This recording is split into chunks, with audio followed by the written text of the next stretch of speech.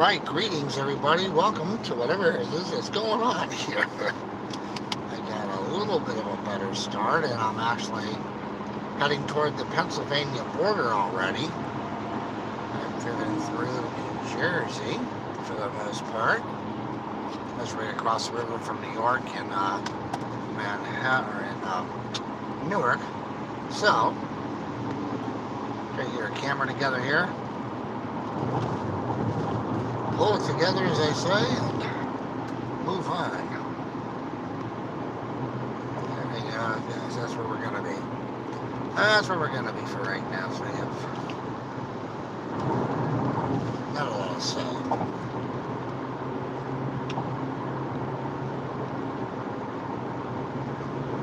We've got rain coming our way, so we'll see how that goes. They're saying we're going to have storms. Probably going to hit some. Could hit some here before I get to Harrisburg, and then the next set of storms in Morgantown, Westward, Virginia. So it's kind of the skinny of it at the moment. It's my story, and I'm sticking to it.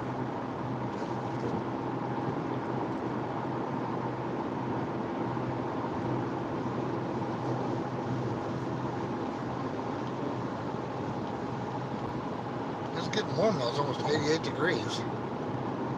So it is, it's a little warm out there. No doubt. So the idea today is we're going to drive from New Jersey to eastern Ohio.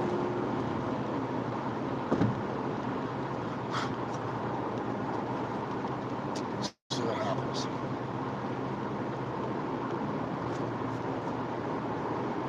Well, we do have some wind here, so we might hit some rain. We'll have to keep an eye out. No doubt about it.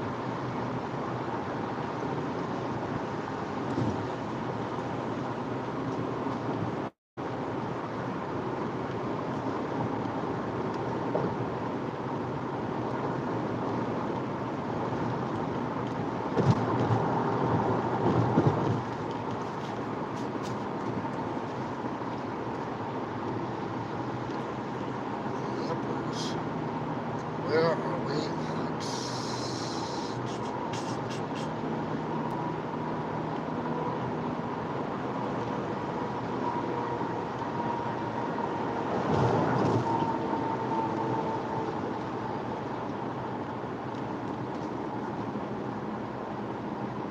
We'll have to keep an eye out for those storms and see where they end up.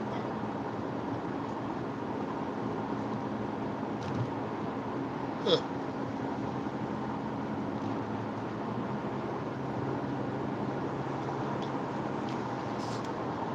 The back end of a car in their bingo card. You can hit it now. This is the whole car. I thought there's had the back end. I was a little concerned about that. But there's a front end to something sitting out there in it, guys. Okay, you can turn this down a bit.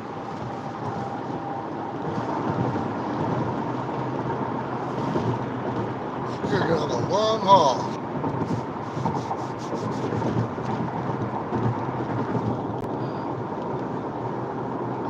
Reloaded on coffee, so that's a good thing.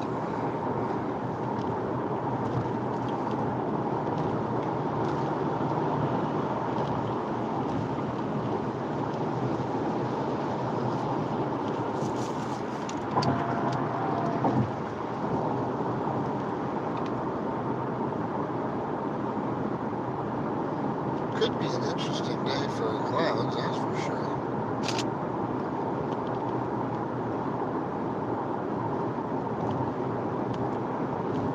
About it.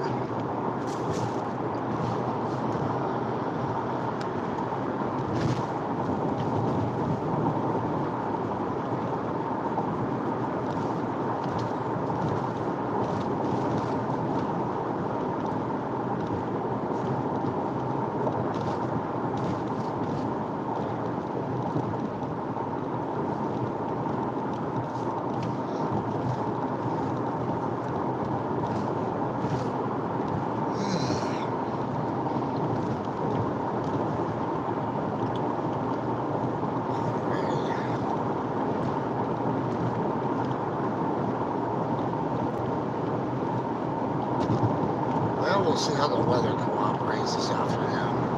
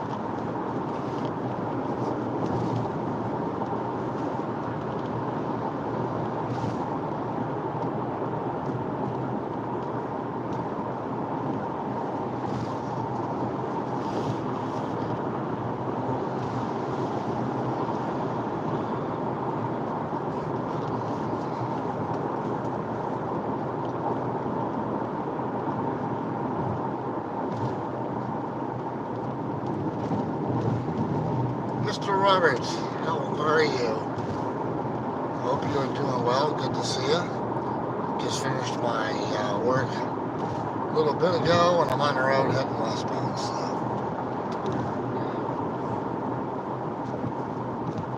Hope you're having a good day. Thanks for stopping by. Appreciate it. Good for you. Have a good time. Enjoy that. Enjoy that time with him.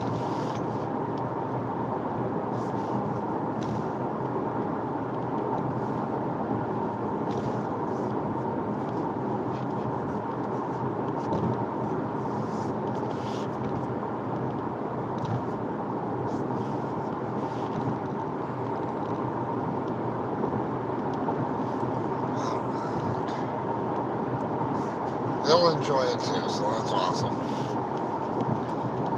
Alright, we're out of Jersey and heading into Pennsylvania.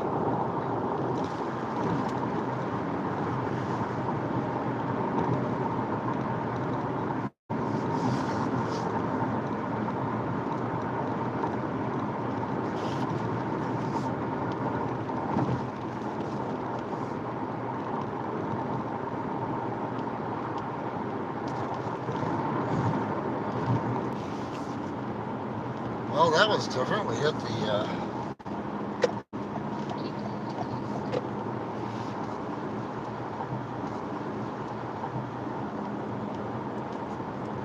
the river there, and we lost our signal for a second.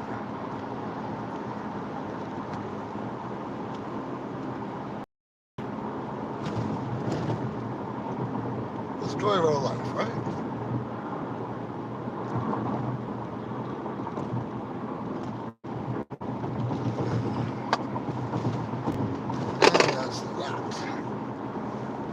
That's all tomorrow.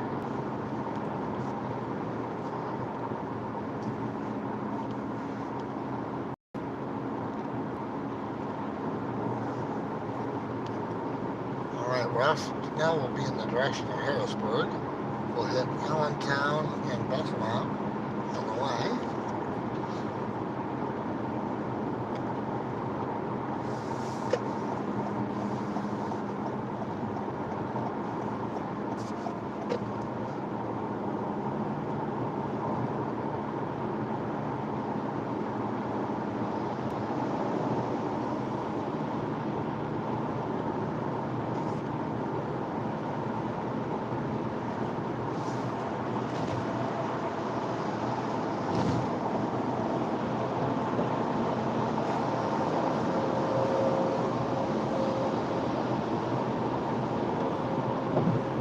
Hey William, how are you?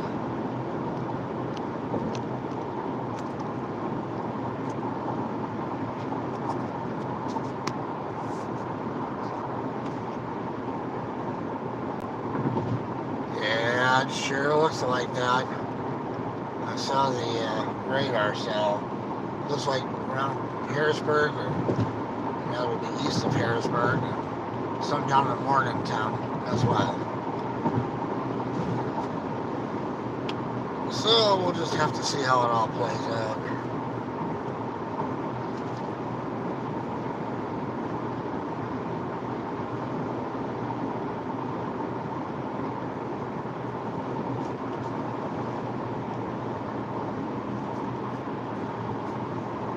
We'll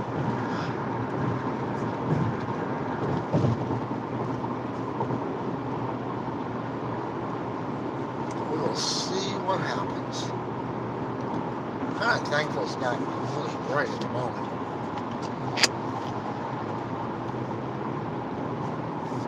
Been inside photographing most of the day, so my eyes are like, all right, I need to rest. Coffee's still too hot. Should have reloaded the soda. Oh well. I'll do that up ahead.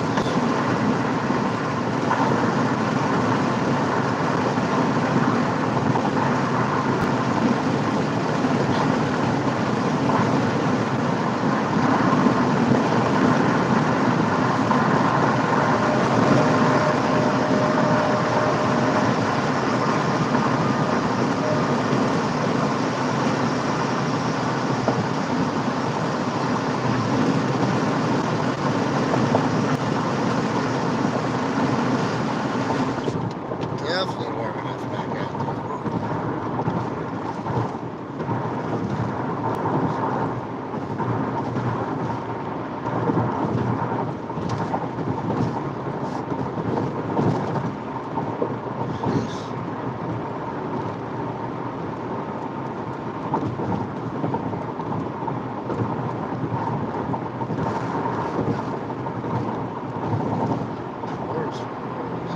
Holy smokes.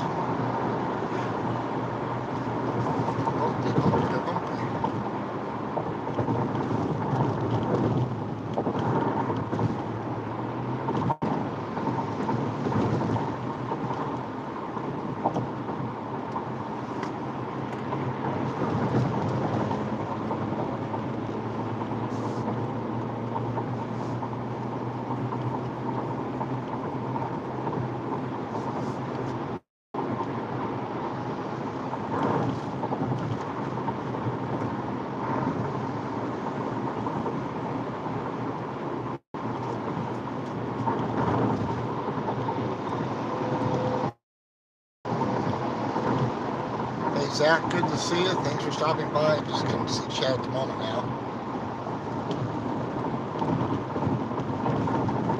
Farmers Market. Oh, yeah, Zach and Farmers Market Saturday. Yep. Good for you. I'm sure that was busy. You're probably worn out from that a little bit. No doubt. Hope all is going okay with you down there.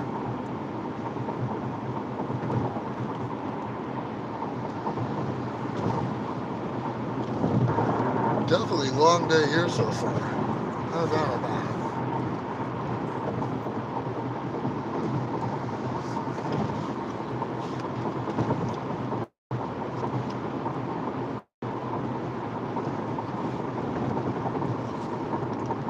This part of the road trip today could be a long road trip just to get to Ohio. The way that's feeling, that changes usually at some point. Sooner than later would be good.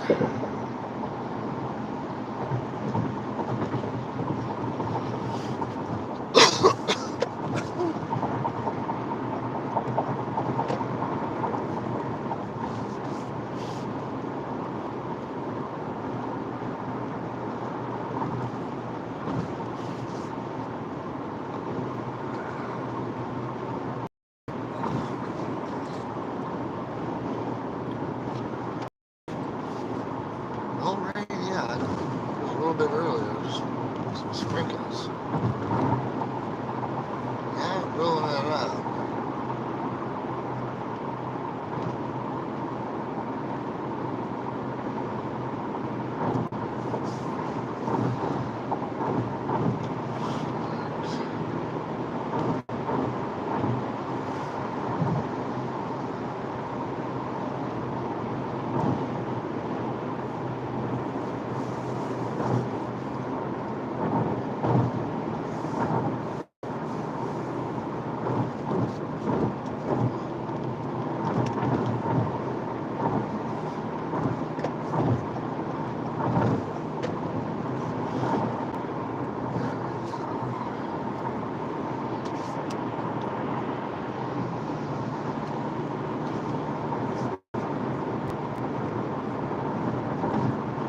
I'll end up in eastern Ohio, and the way that I'm going today is I'm going to go to Harrisburg and then cut down to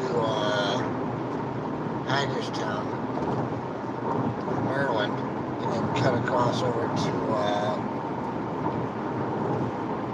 Morgantown, West Virginia, and then up and over. That's the plan, anyway.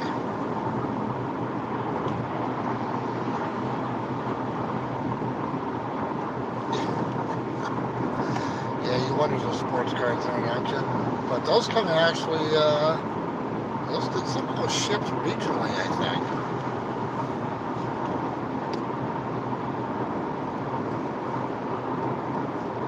At least that's, and I don't know what's going on at Walmart's back in Wisconsin, because they just hardly have anything out. A couple times I've gone back and looked at my warehouse and you can see through, and they got cases as product. And I'm like, well, what's going on? So, the F stuff's not getting stocked out. It's pretty universal in a lot of the Walmarts there. The minute you get out of state, you check out some of the other ones, plenty of product. So it's kind of weird, to say the least.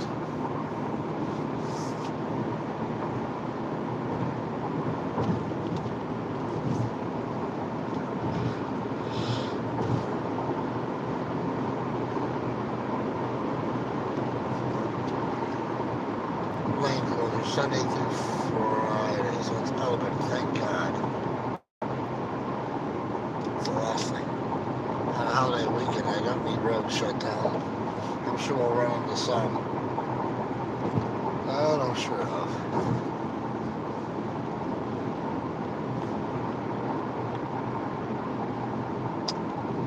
You know, I found optic football.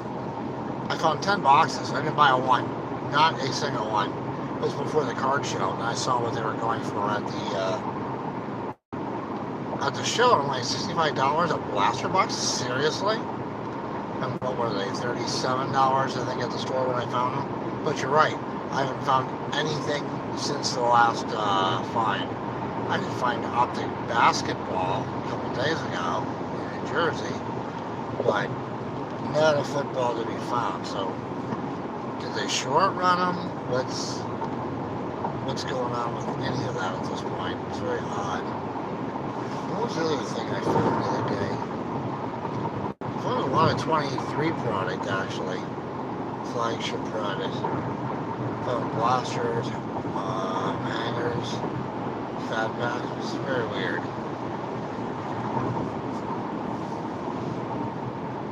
And 22 as well, for that matter.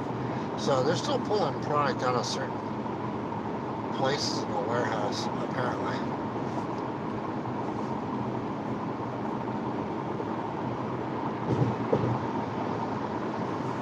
An Optic. And how many boxes of Optic basketball did I see? Probably about 15 to 20, easily.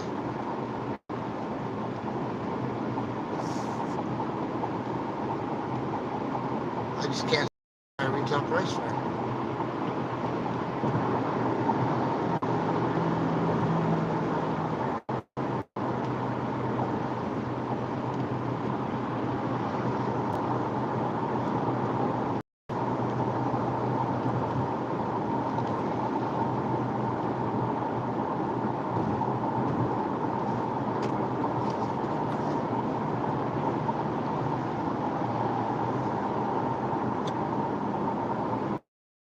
Yeah, basketball, no problem. Football, I had found football like 2 or 3 times, and all of a sudden, boom, it was just disappeared.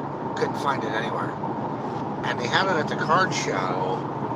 That was the 9th that I did the show. And someone there had a couple people had opted football. One guy that had a bunch of final product had quite a bit of it, but it was pretty darn expensive. And I was like, I should have bought those boxes of blasters. I could have traded them at the show or something. A lot of times people want to go resell those, but a lot of times you can use it as trade bait, get some great value for trading, which I kind of wish I had gone that route. And I saw, what was it? Somewhere. What did I see? Oh, at the card show I saw Bowman mega boxes from last year for like $35, I think they were selling them.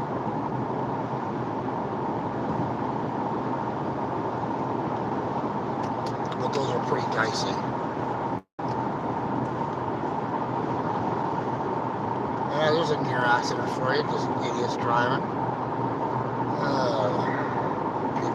People.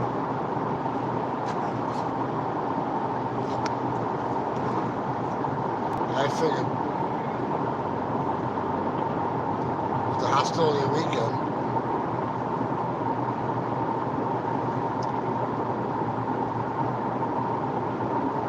hey.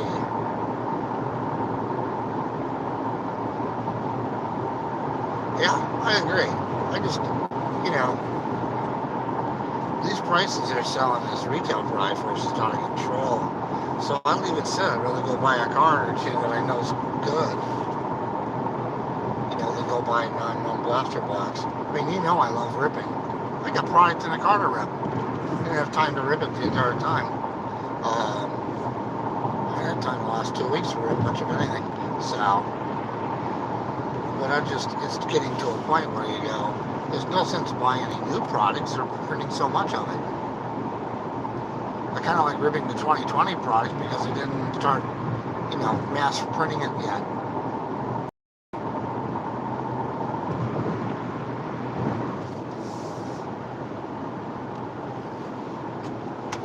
The chat is a shit here. Let's just see.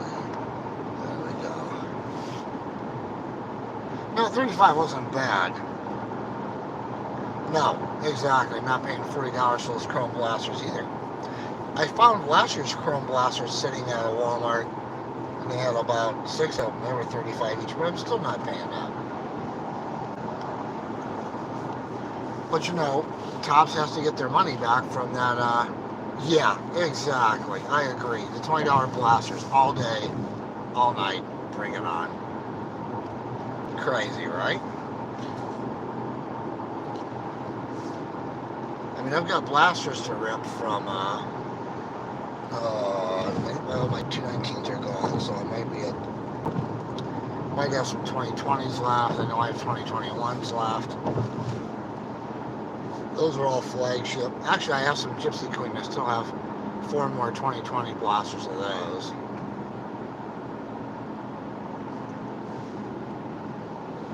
But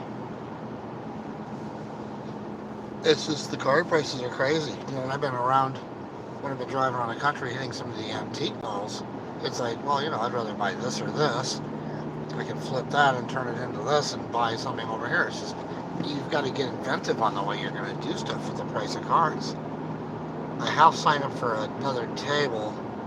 I don't know if I'll be around or not, but I'm going to do, I think it's August 11th. So we'll see what happens with that show. August 11th, that'll put us, did that put us into preseason for football yet? Maybe.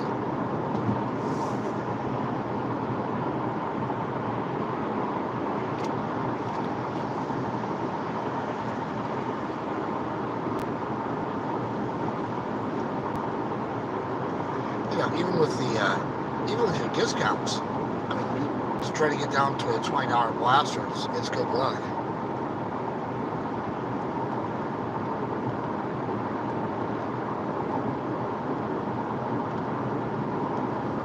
I was at where was I? At a Walmart. Might have been New Jersey actually, and there was quite a bit of discounted product.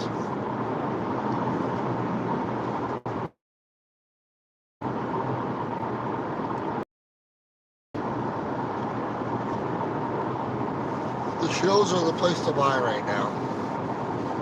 Definitely the case. Card shows are the place to go buy cards. See that, Richard? Well, where are you going, pal? I love it. I can hear him coming from behind me.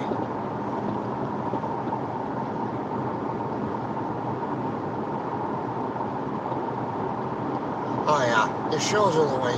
Oh, definitely the way to go. And did you just merge on the way over to the right? Or is he trying to race up ahead? I've lost track of where he went. Yeah, anyway, the deals are best at the shows, absolutely. Take cash, and that's the way to go.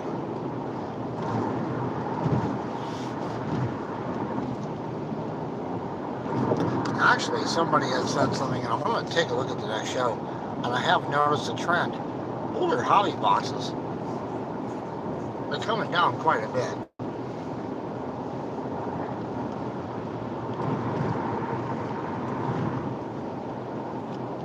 If you like the real product, hang tight and check out the shows. You can find hobby boxes going for a lot cheaper lately.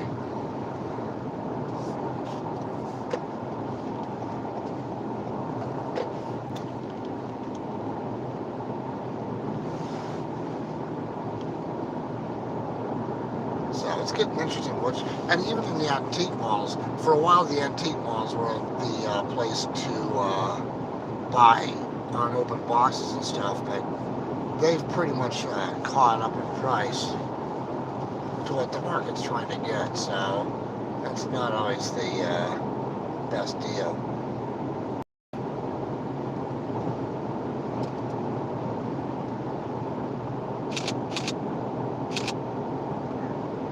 Yoko's wishes they had the best hot dogs. Stopped in there once, it was horrible. Chili dogs, not so good.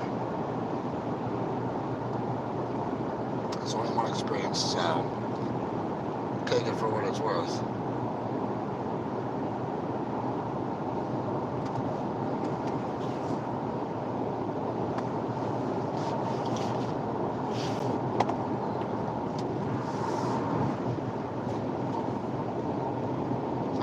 closures. 9:26. Well, I won't be here, so that's good.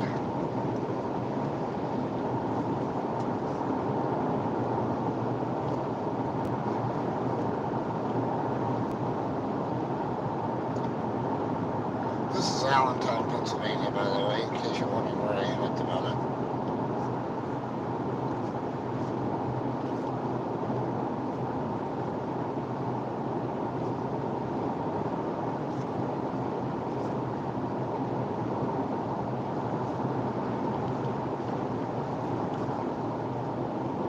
So we'll see what's going on here.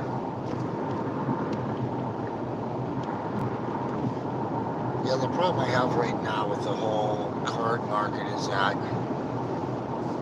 the best thing is put ads out there and try to get something out there. The problem is a lot of people that have collected cards in the past all think their junk wax is worth $1 gazillion. As we all know, that's far from the case.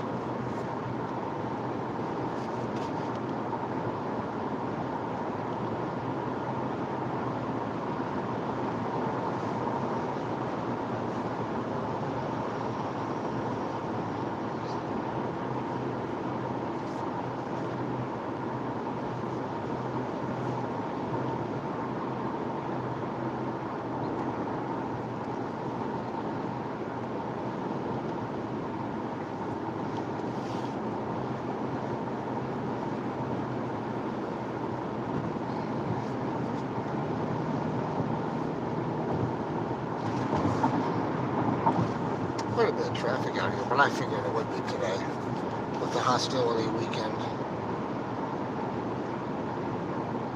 Yeah. Zach, what are you finding out there anywhere? And I really should go back to my long form videos, which I was starting to put together a couple new long forms in regular format. I've been hitting a lot of stores, but I just haven't had the production time, so I should probably go back and do that. So what are you finding out there at the stores as far as price? It just seems all overpriced.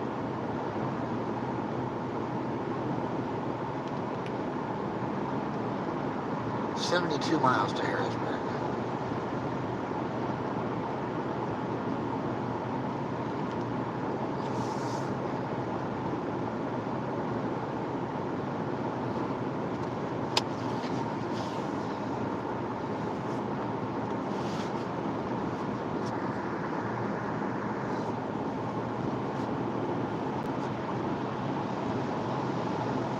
There's a booth at the Antique Mall, the heart of Ohio, and there's a booth there that has older wax, but it's junk wax. It's like $3.50 for, I forgot how much a packet is. You know, and it's wax. So do you really trust it? And the thing is, anyway, it's still, you know, it's not like it's 87, 88. It's kind of garbage stuff.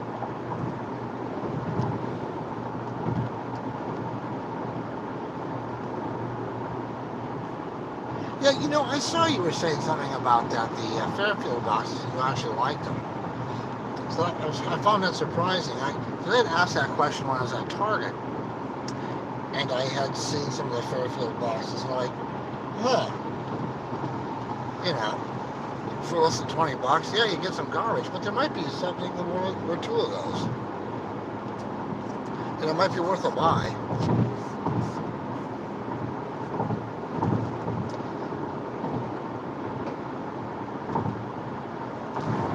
Really?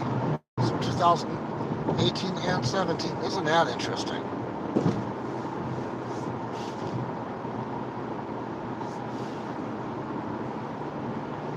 I remember buying a ton of 2019 update, were they? Packs at Walmart that particular year when they were closing them out. 18 was the same way. I bought a bunch of the 19 packs. Actually, I think I turned around those and traded those.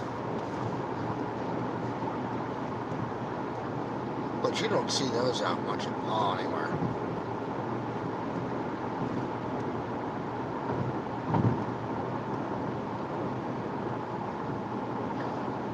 Is there anything new that you like that's coming out baseball-wise? Is there any new product that looks even decent? I wasn't even, in my part, I kept, like last year, I waited for Bowman with the value packs or whatever it was, the $12 packs to come out, and they never produced them. So I think the year before was the last year we saw them as a production item. So I haven't seen them this year, which is too bad, because those I liked buying. They actually did have value. Maybe that's why they took them out.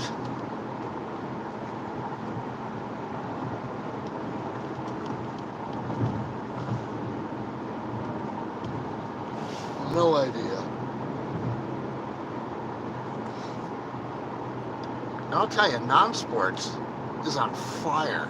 I mean, it has been for months, but at the shows when I set up, or if I even go see them, there is so much non-sports there now. It's crazy. I mean, you've got Pokemon like no one's business. You've got graded singles all over the place. You've got all kinds of that. One show, a couple shows ago maybe, I saw even some Magic was making it into the tables. One piece I really haven't seen doing much, Lorcan, I haven't seen much doing that, but Pokemon, completely out of control in singles. Star Wars Chrome, yeah. Yeah, Mandalorian series that came out, was it last year or something? I wanted to grab some of those. I thought about it and I didn't.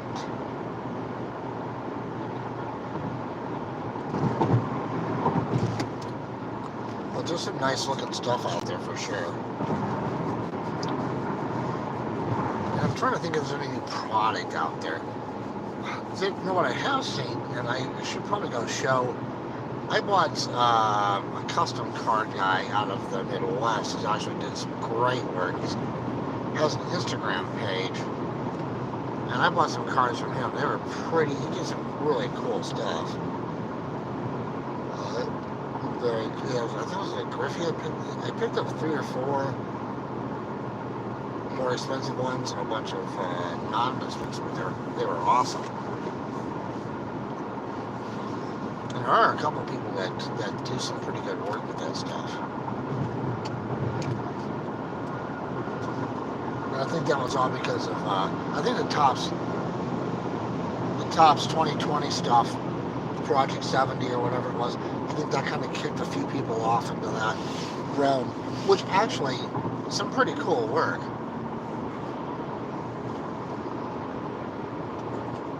And obviously licensed because it was Topps.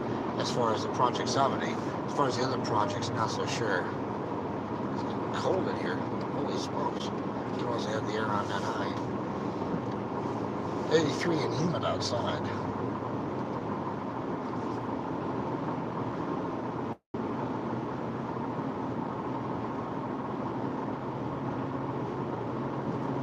Kind of looking as we get up here to see if I can see any sign of the storms. There's a large front heading up toward Cleveland, I believe, but that one I should maybe miss. Another one's in Morgantown. I may hit that later.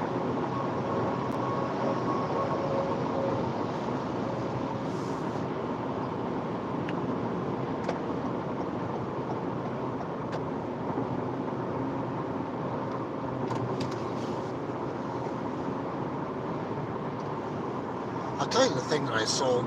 Actually, the last show, okay, not the last show, 2 shows ago now. 2 shows ago, I sold all my pre-1900 stuff. Every single card I had out, I sold. And my 1903 Ogdens, non-sports, gone. Sold them all. I was happy, but I was shocked. One guy actually almost bought everything. So I've been trying to see about restocking. But that hasn't happened yet. Come on here. Bring it back. Bring it back. There we go. We lost our signal there for a second, didn't we? Shocker. So, yeah, I sold all my... I sold everything. I was shocked. I didn't have anything vintage from that era left yet. So now I've got to try to... I've been trying to restock. but I haven't found a whole lot.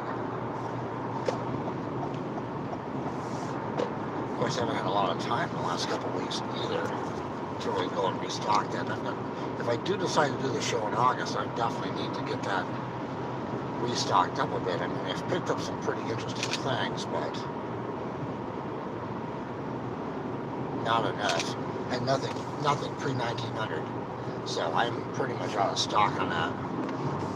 I have a couple things probably. Road work planned. Ooh.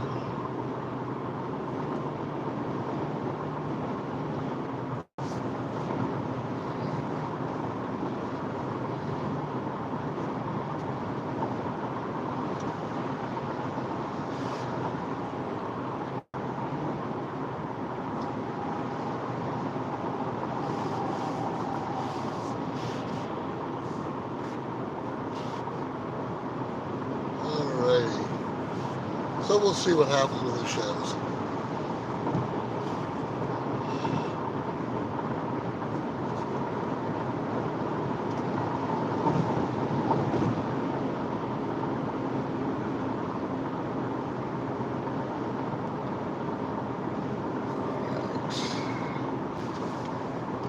Oh, there's a front.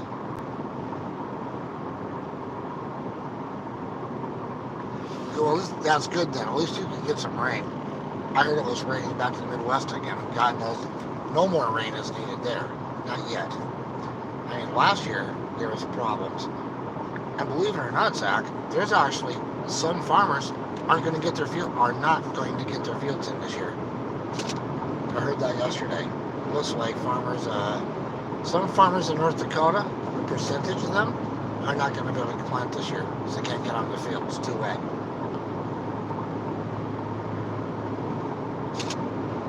And then as I was driving in Maryland and Virginia and somewhere else, they've not had a lot of rain here, and the corn's not looking great. I saw a couple of fields that looked good, but as a general whole, yeah, so far not great.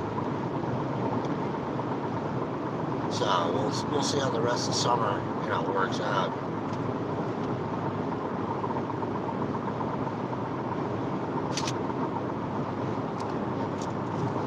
But if you can use the rain, I'm glad you're getting it.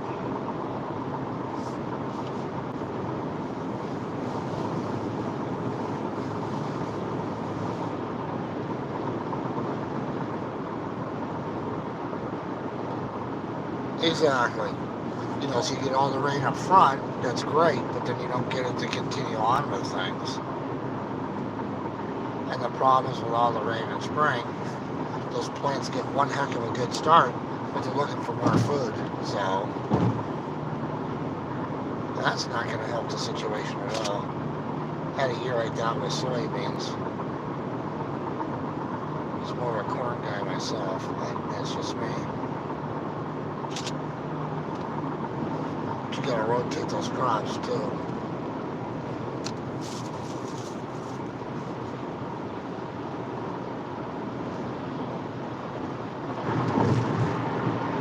I have to tell you about a great tractor story one day. I think that's what led to us renting out our farmland at one point.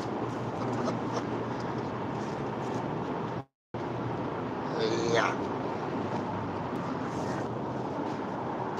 I was busy being what did my father call it? Oh, an agriculturist. I think that was a kind word for something else. Oh well.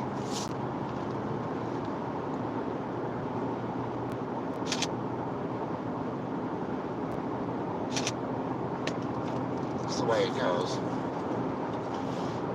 Let's just say I was looking for other cash crops to plant.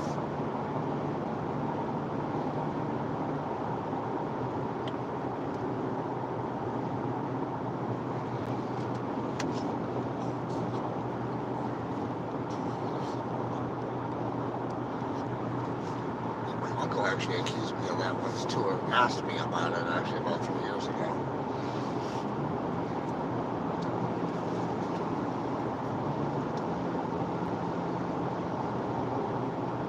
Does this guy have pollen on the back of here? I can't see this.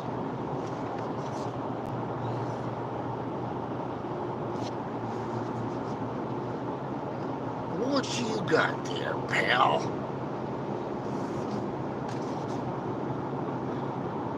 Special juice maker, maybe.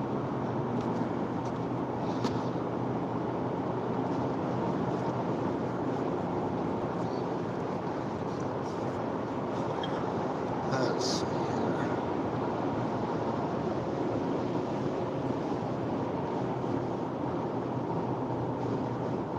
We got storm-wise looking here.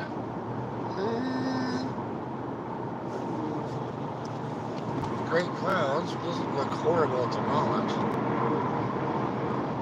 I might have a clear shot getting down to Hagerstown today.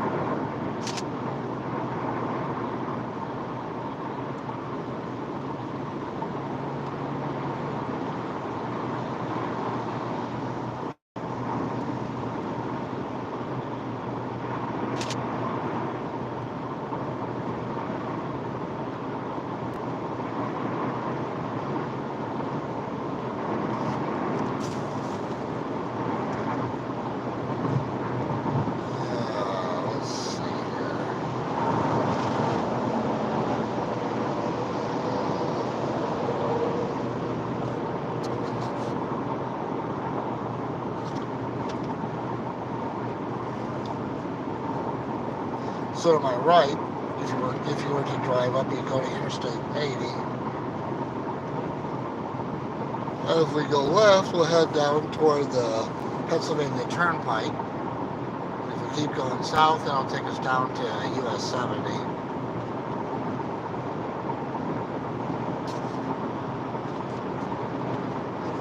You know, with these clouds, there may not be a sunset tonight in West Virginia. That's kind of what I was half hoping for.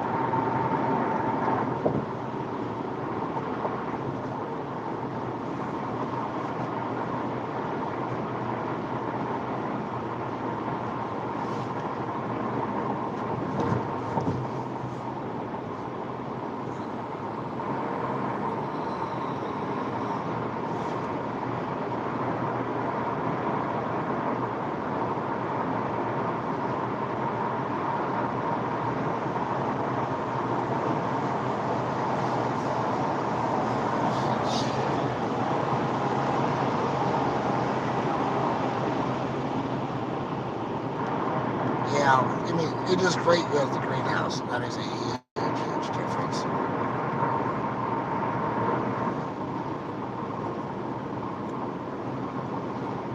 You can generate some moisture in there if you need to. Now that there's not a lot of humidity down there anyway.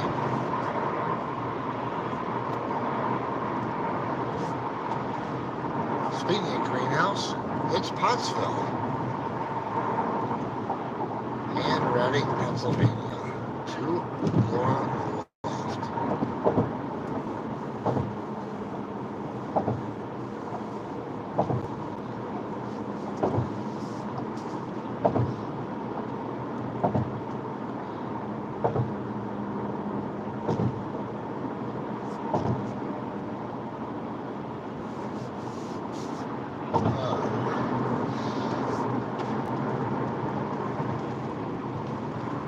Construction.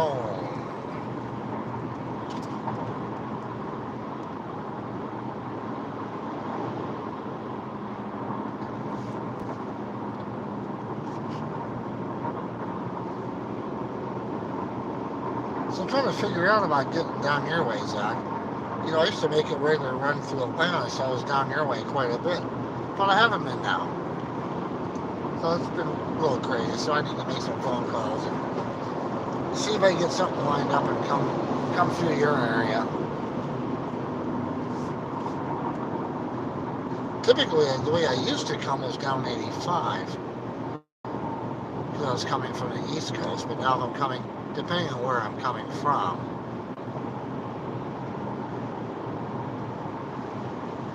Either way, I find a way to get your way, so.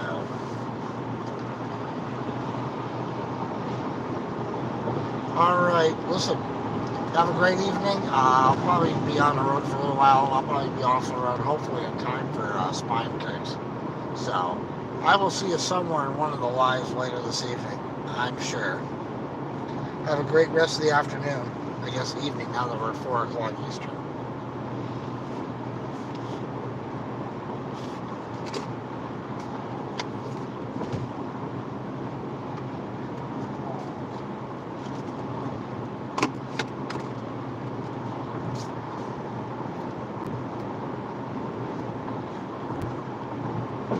What are we doing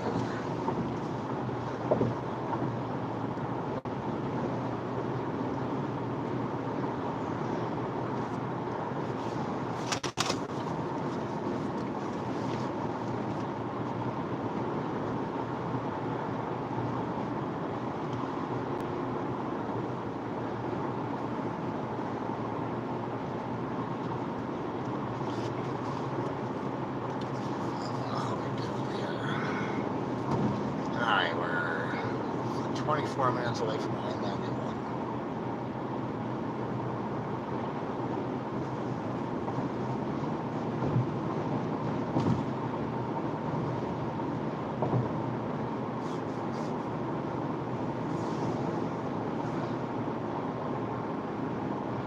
Oh yeah, I'm sure it is. I mean, the whole country's kind of scorching. It's up to 86 right now here. And the humidity's high, which is kind of why I'm watching the storms.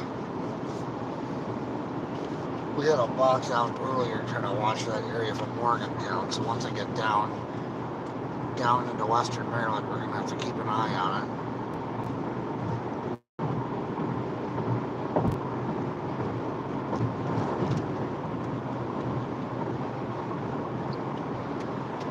Talk about the greenhouse, feeling like a sauna. That'll keep things growing.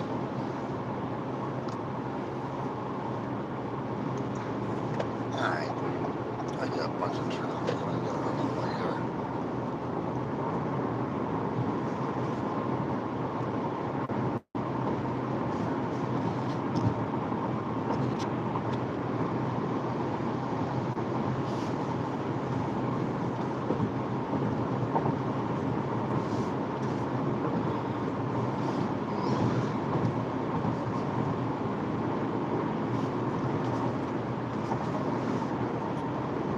Check that radar shortly.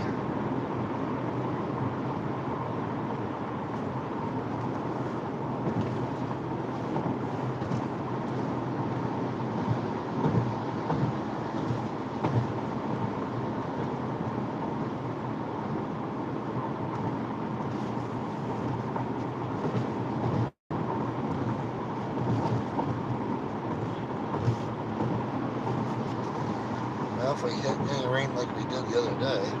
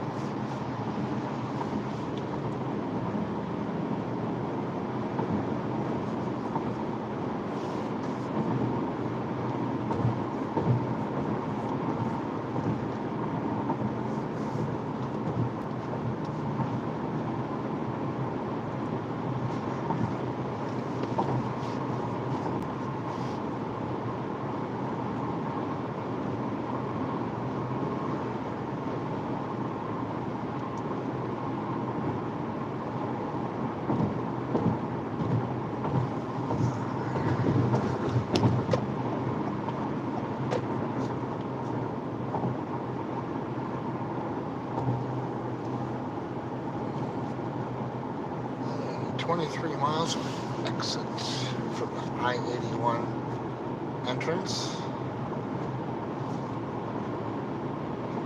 We'll head south on I-81 so we get to I-70.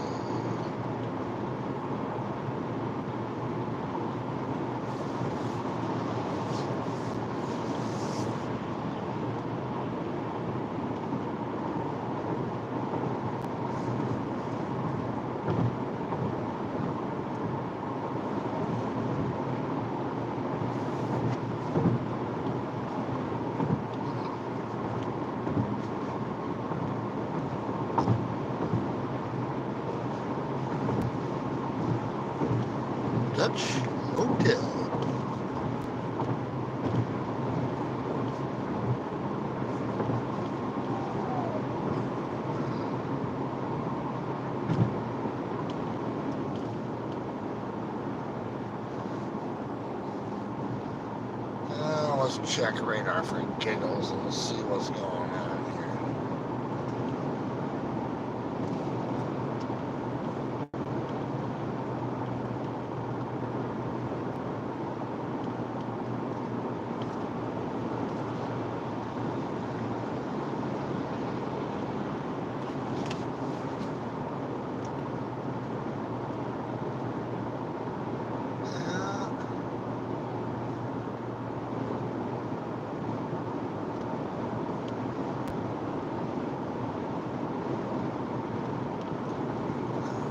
Radar coming up.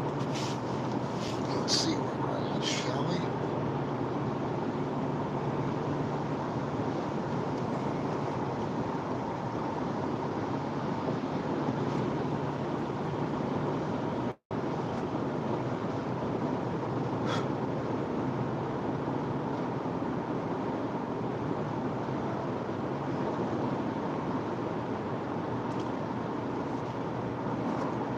Say it's being taking this time, but that was me taking my time looking at the right thing.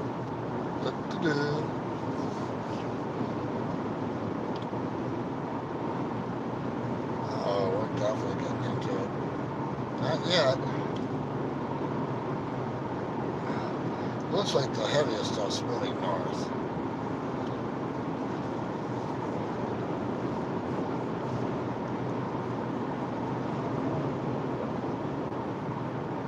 It can stay north, most definitely.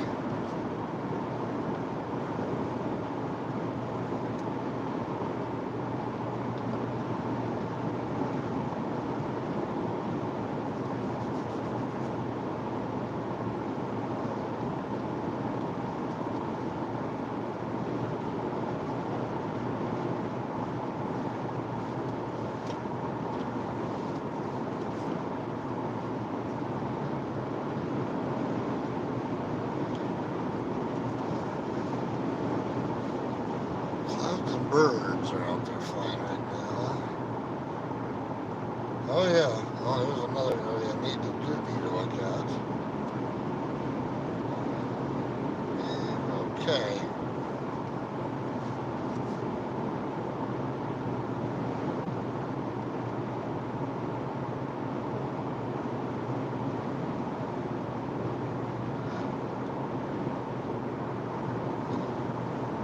This might be the least path of resistance going this way.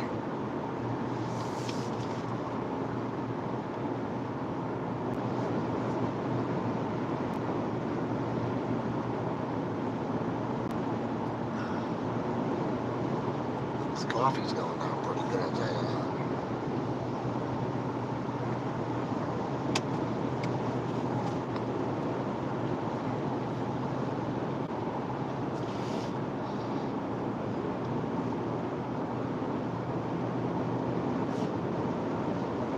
We're going to hit some rain up here.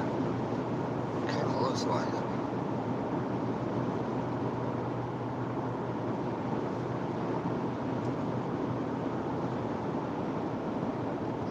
Yeah, Morgantown. Definitely getting a couple slices through there. But I won't be there for a while. But the thing is, the temperature keeps going up and then it's going to intensify.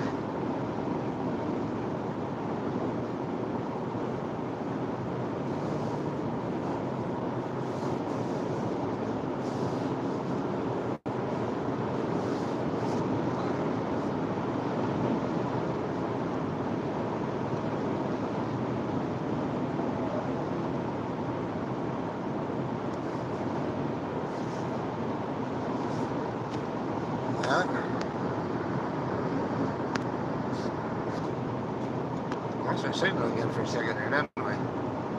Just one of those days, trying to get my camera back working. There we go. It is a sports cars. It is a good looking drive so far. So far, so good. But I think we're gonna hit some rain up ahead. But that'll be okay. Sure looks like it. Where am I at? Where's my GPS on here with my...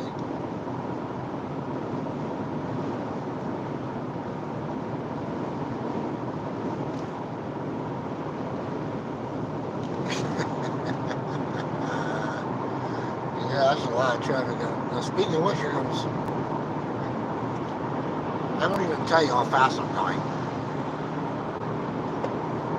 Won't even tell you. Oh yeah, they had rain here.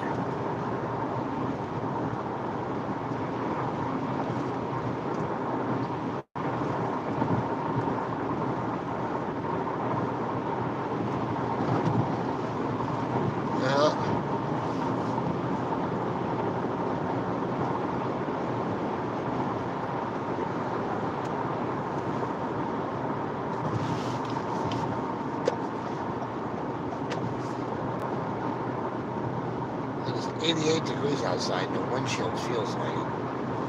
Let me tell you.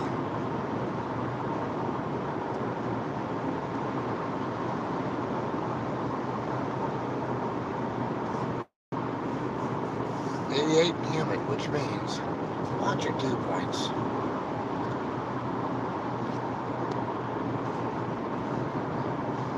I don't see any problem with clouds so far here. Okay, I spoke too soon. Tornado watch just hit. As soon as I felt the window, I was kind of going, we're going to have some, sure enough, there it is. Tornado watch is issued in the following areas. Yeah, it just turned red. Red, but it's northeast of me right now, so we'll get to Harrisburg to the turn in about 10 miles. We're going to head away from it.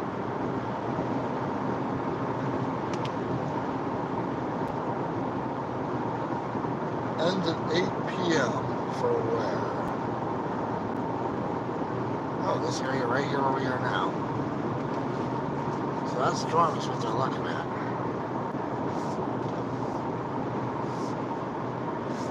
Yeah, the leading edge of it, maybe. But it's not low, so you don't see much to worry about there.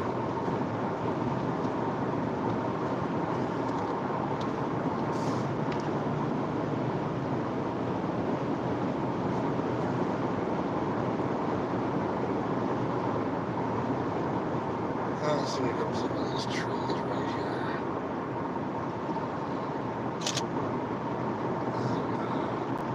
Just wanted to make sure the car wasn't running hot for a second. I'm like, wait a minute, what's really warm? The car or the air?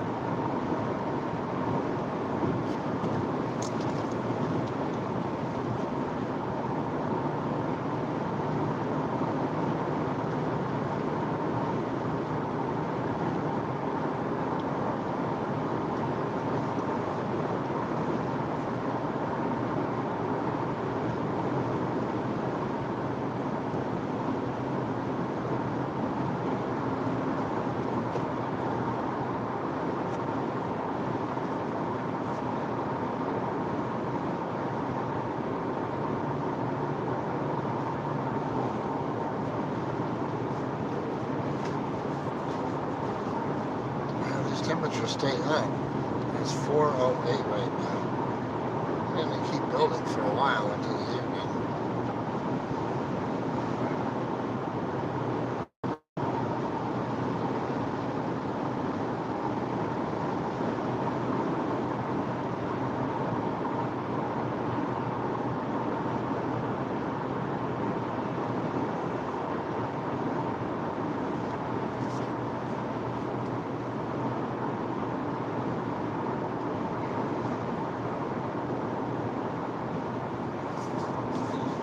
This guy can get out in front here.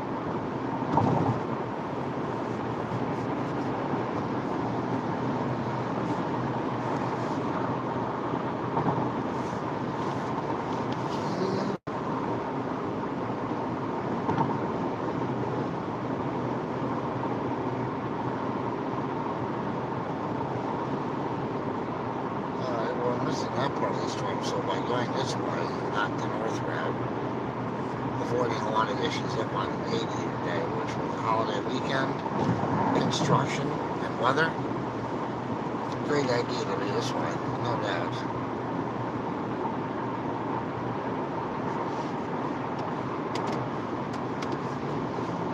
No doubt about it.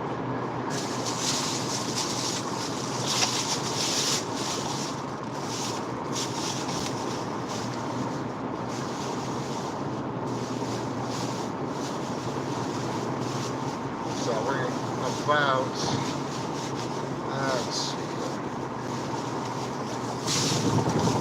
6 miles, no, 8 miles from Interstate 81. Then we'll start heading down toward Harrisburg and get around that.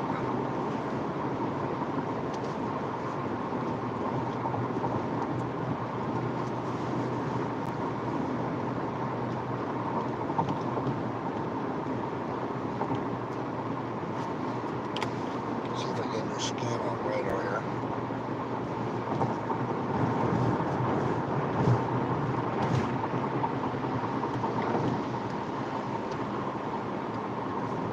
That's a good box of storms.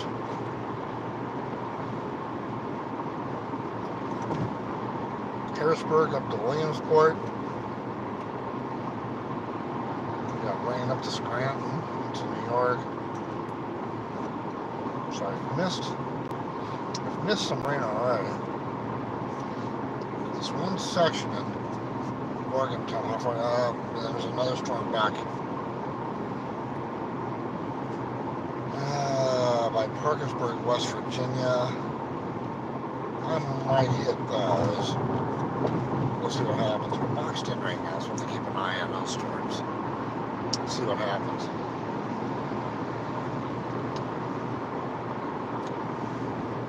So far, so good, so we'll keep our fingers crossed, right?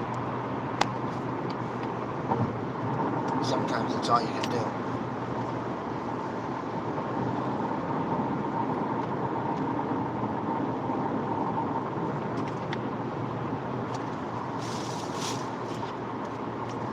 Cameras are loaded and ready to go, so if we hit a storm, we'll get that glad. It's not low.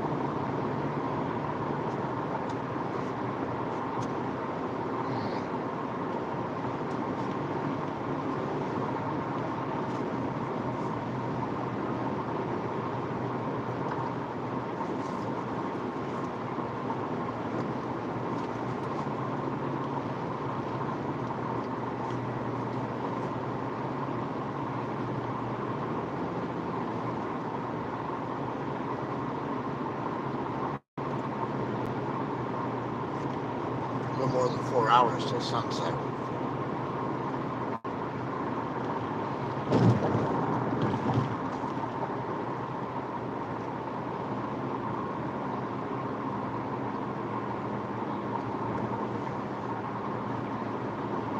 Should be into West Virginia by then, no problem.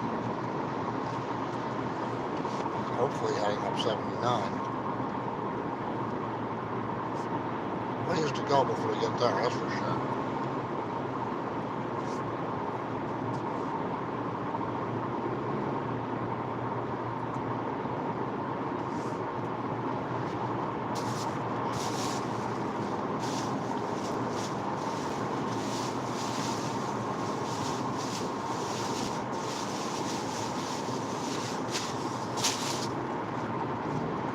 Alright, that's 4 miles before we get to 81.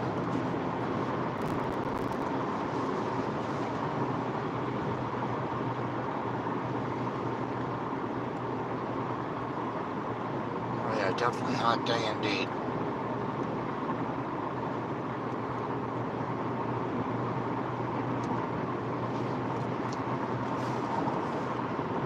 And then tomorrow,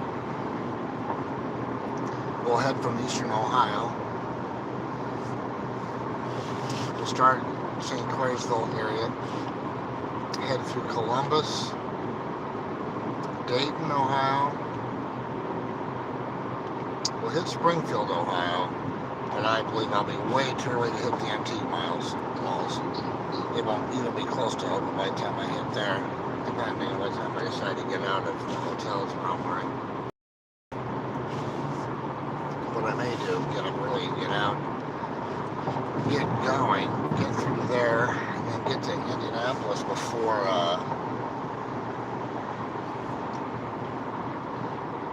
hopefully way before, maybe before noon. Hopefully I'll get there definitely before noon. We'll get to Bloomington, Illinois, and head north for Rockford, Illinois, and into Wisconsin. But I may want to stop at that antique mall in El Paso,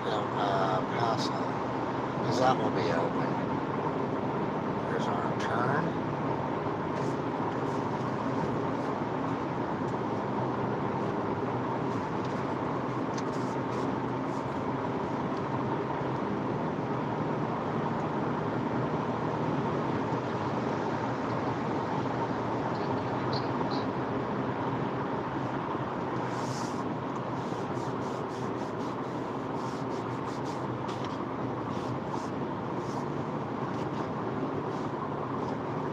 Navigation warning on something, no, that's it right now.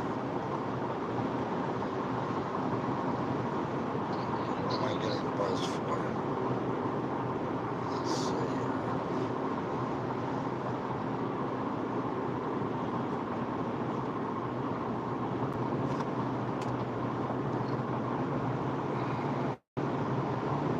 Gotta watch out now, get through those guys. We get on 81.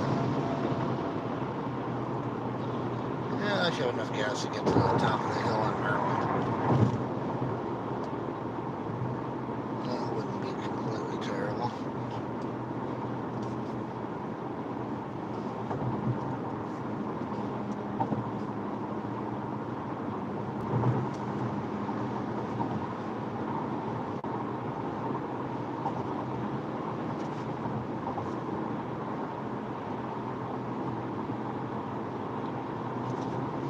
Let's get over here as well.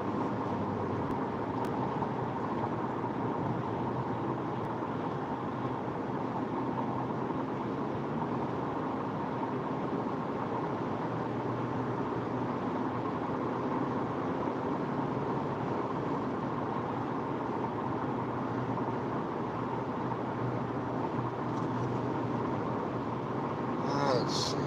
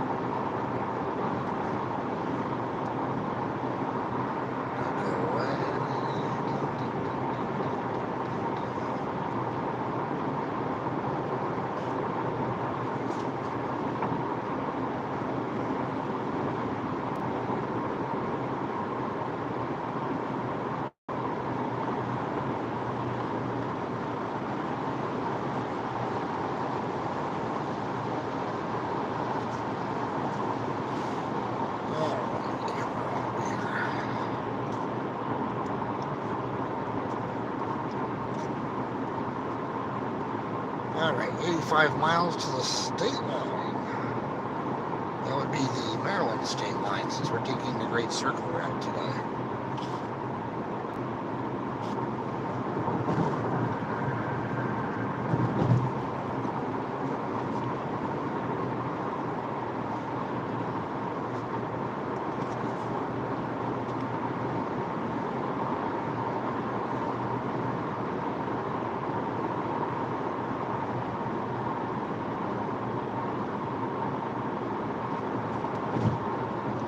So at 6 o'clock basically we're going to be, so we're 85 miles, so we're about 90 miles from getting on to the I-70 to run up to 68. So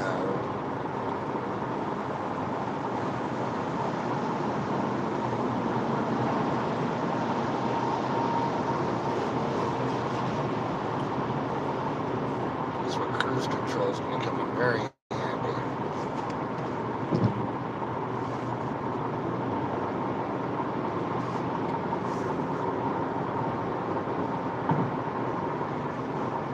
So far,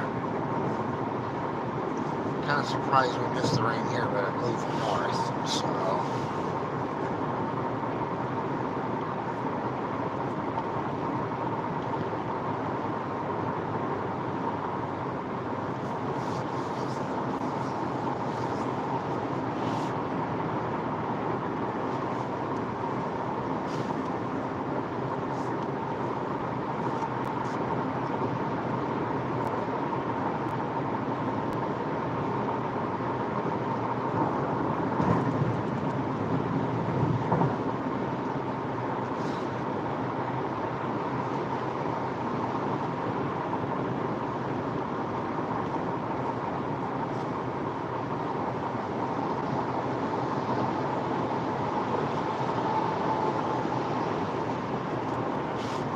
Pennsylvania.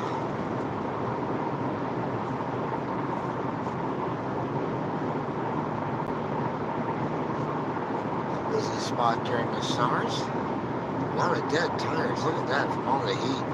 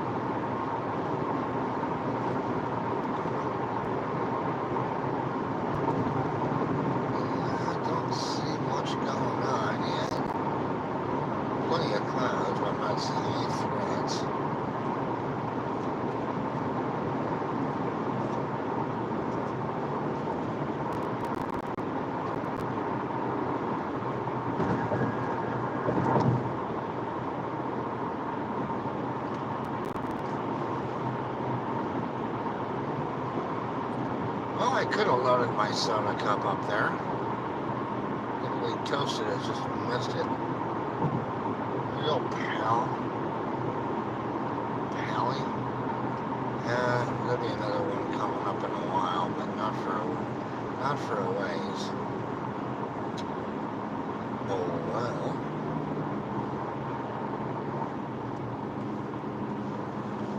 Wasn't even thinking about that.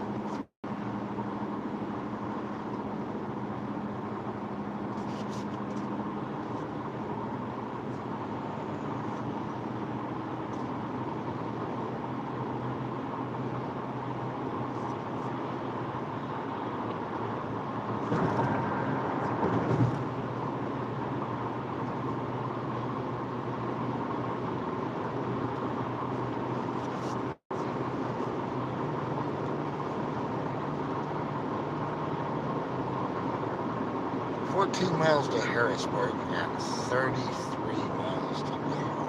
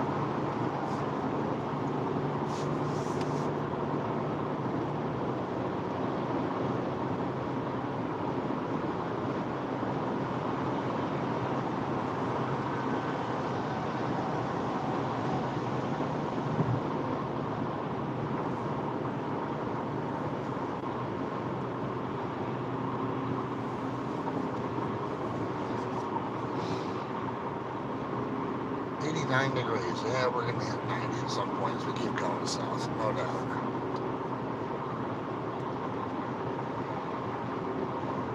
Have to check the radar again in about 15-20 minutes.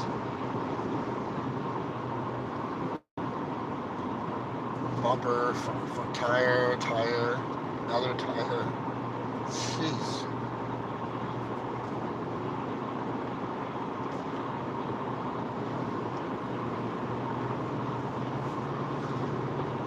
Highway's becoming littered with tires and front bumpers. Make a business and I just flipping front bumpers at some point.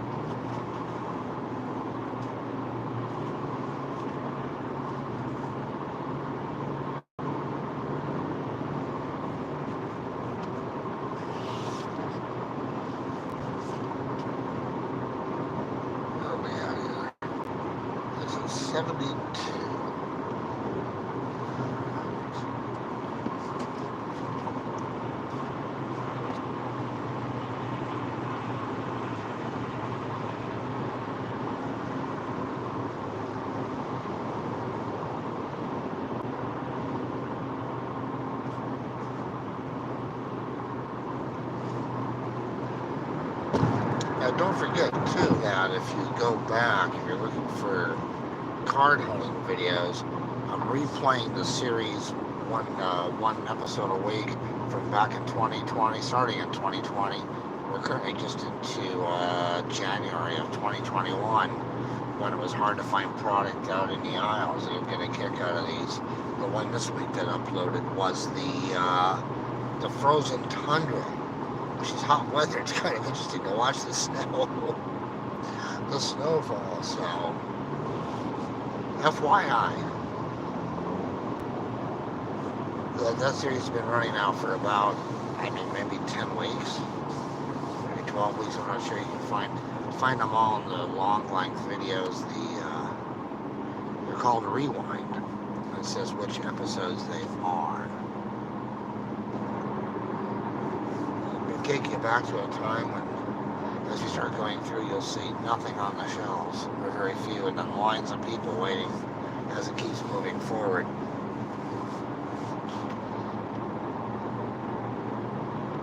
So now you can find, well, in some places you can find a ton of product, in other places it's not being stocked. You'll figure that out.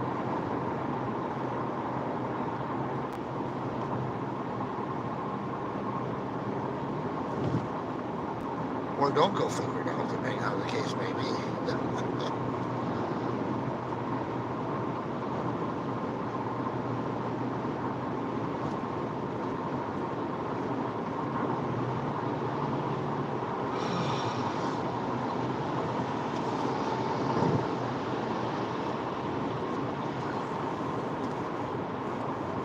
A lot of towns are doing their fireworks tonight, so we're not going to be out till after dark. I'm going to be probably off the road pretty close to when that's happening.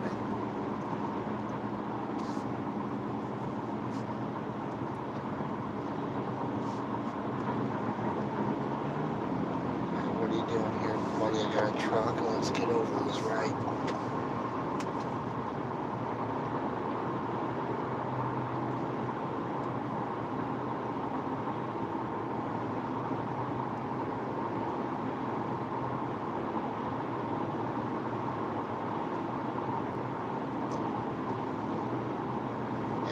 How are ya?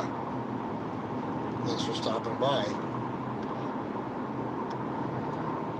Well, that's true too. I mean, depends where you are, sports cards. I mean, I agree.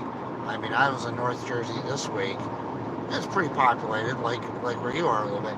And it's like, they have cards, but they don't last long, that's for sure. You know where I was finding cards? I was going down to Elgin and Fox Valley. What's down that way? What town is that? Can't think of it. Anyway, in Illinois, Chicago area, down in Elgin and below that, and at Walmart and Target and oh, come on, what's the other big store? Anyway, I've been having some luck finding cards there. Now, I haven't checked it in probably maybe 8-9 weeks. I'll tell you, this has been a disappointment lately, has been Barnes & Noble. Their sports card stock has kind of dwindled, but their non-sports has grown.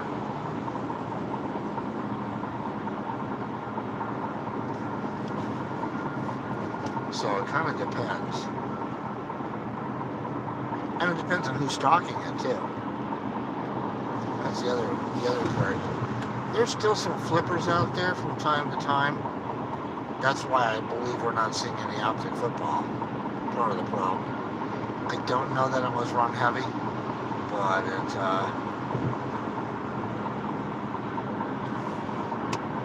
Barnes & Nobles can be okay, but I tell you, the last couple times I've checked, there hasn't been a ton in there. Best Buy is another place, yep. And they're hit or miss. Best Buy price-wise is pretty decent. They've been hit or miss, but it's when they get stuff, it kind of sits because a lot of people don't know.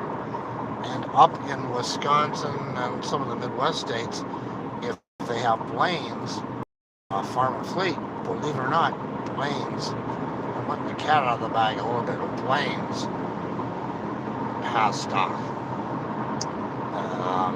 Someone told me that I went and checked it out and I was shocked, so now I've been kind of checking them on a regular basis. They're about the same price as Target.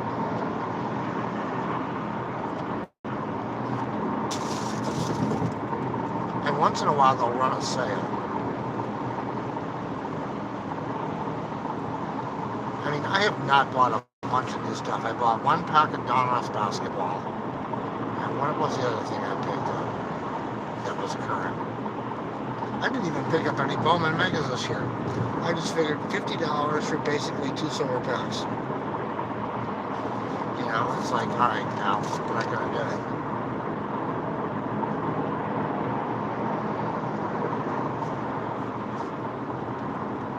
But someone at the last card show had holiday boxes for relatively cheap, and I was tempted to go pick up 1 or 2 of those.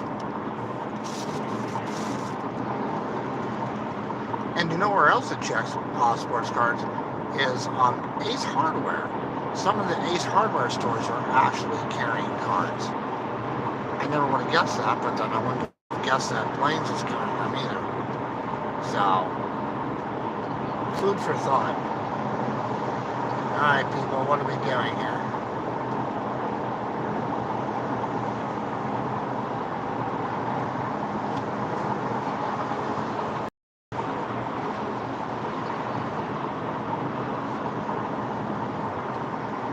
Nowhere to go. How about now?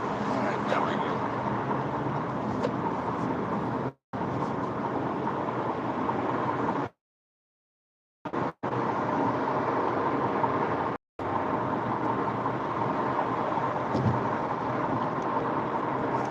Hey, how about this Ollie's place? Do they have them at all? I mean, they carry a lot of kind of a closeout place, but I wonder if Ollie's doesn't have product. Oh yeah, Fanatics are out of control. Nope, I agree. I have not bought 1 mega box. I don't believe I'm going to buy Chrome either. I just can't see the point of it. I think I'm going to stick to my buy singles and buy them if they're dead. Or if they're going to be sick. I mean, that really seems to be the way to go. That's some good clouds.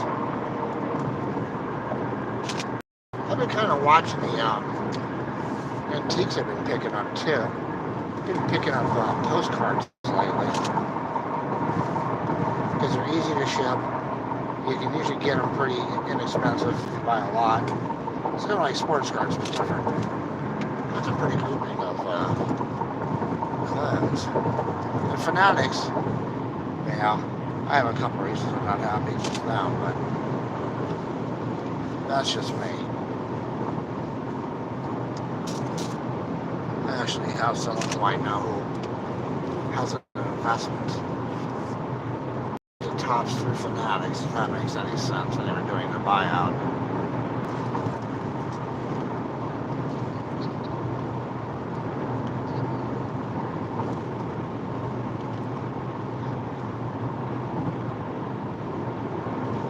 Yep, this is my thing too. I mean, I would have loved to buy more product, but these prices are just so out of control. But do this, try going to some of the card shows. Because that might be your saving grace, because that's where you're finding the best prices right now. I mean, that's where I've seen the best prices when I set up.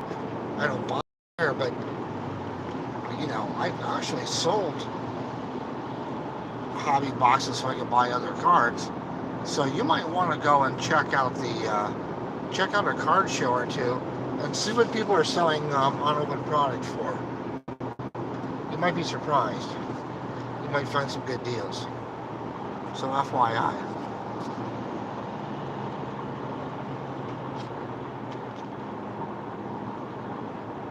A lot of people are getting out of their collections.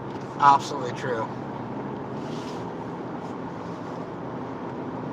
There is definitely that cycling. Because, you know, when 2020 happened and everybody was inside, yep, exactly. That's just what I was going to say.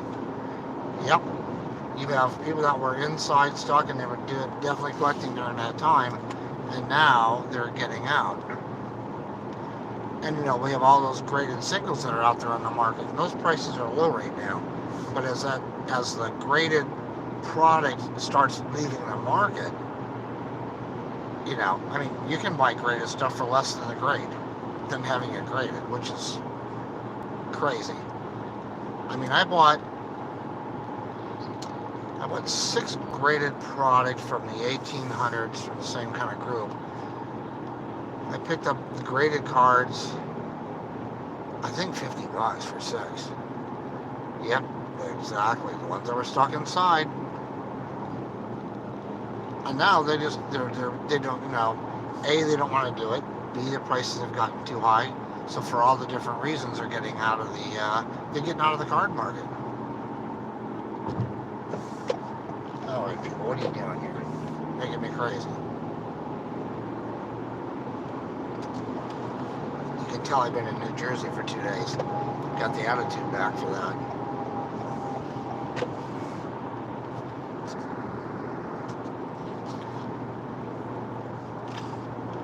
So yeah, a lot of people were in it, but then a lot of those people are now getting back out.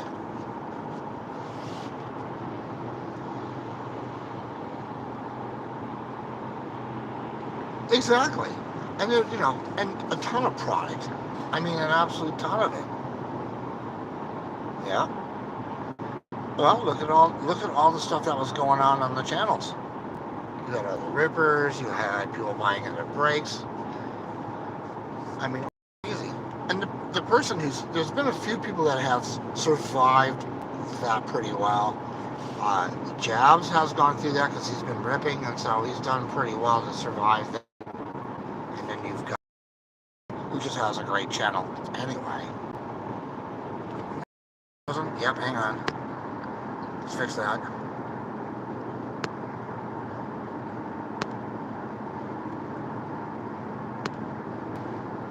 Alright, we're back.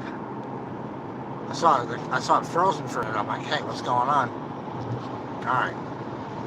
So we're back live. So there's definitely that issue. People were stuck inside and now they don't know what to do. So they're getting rid of all their product.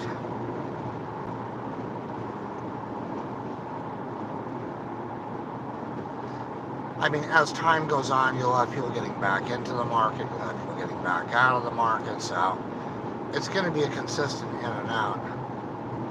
Okay, what are you doing here? Did I mention hostility weekend traffic?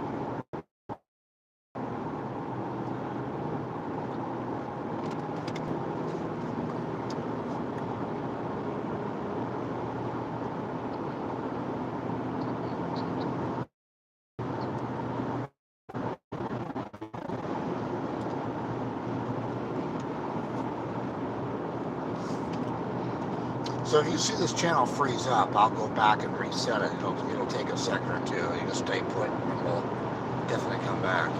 Why do I have navigation still on this thing? I have no idea, so I just killed it. Yeah, I think they'll come back.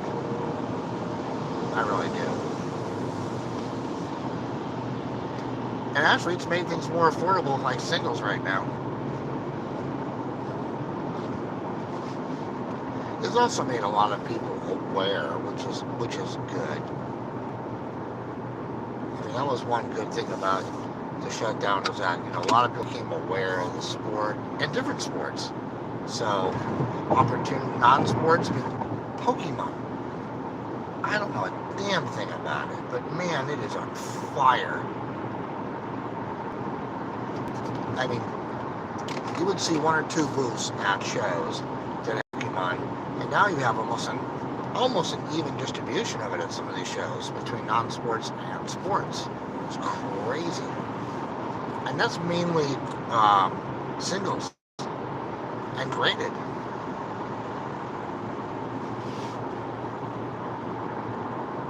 Totally insane. No, they didn't want them forever. They weren't popular at all. Now they just sat around. A lot of things. And I'm curious, because at some point, and this is kind of a far-fetched possibility maybe, do stamps make a comeback? I'm really curious to see what happens with that market.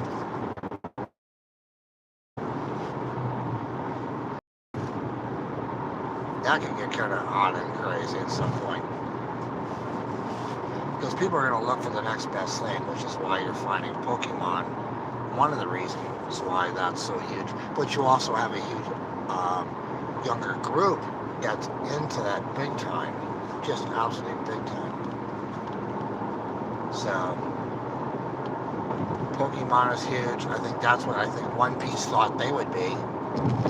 It started out hot. I don't know if it's going to continue or not. It seems like it's not. Or Canada, they just seem to be printing the absolute hell out of it. That first time they printed it, you couldn't find it in any store. And now all of a sudden it's everywhere to be found.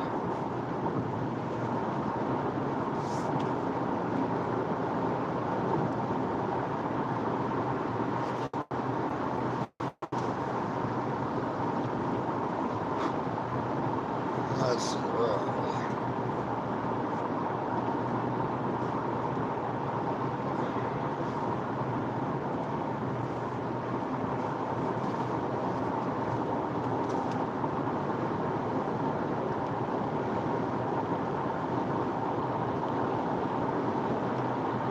Yeah, stagnant right now. Yeah, exactly. It's kind of like what's waiting for the next great thing that's out there. There's no doubt about it. Well, it's interesting too, because you had NFTs, which were just crazy popular during that. They're not dead. They are definitely not dead. They're down from the count right now. But if they have attributes, physical attributes to them, those are the ones I think are going to survive and come back and be worth something. I mean, they still are. I mean, you've got Gary V's V friends with attributes, so those still have value, real value, as opposed to some of these other things. So I'll be curious to see what happens over time with that market. So I think there's plenty to keep an eye on. And the beauty is, we've got enough activity in the market to kind of keep an eye on things, right? Kind of see what's happening with it.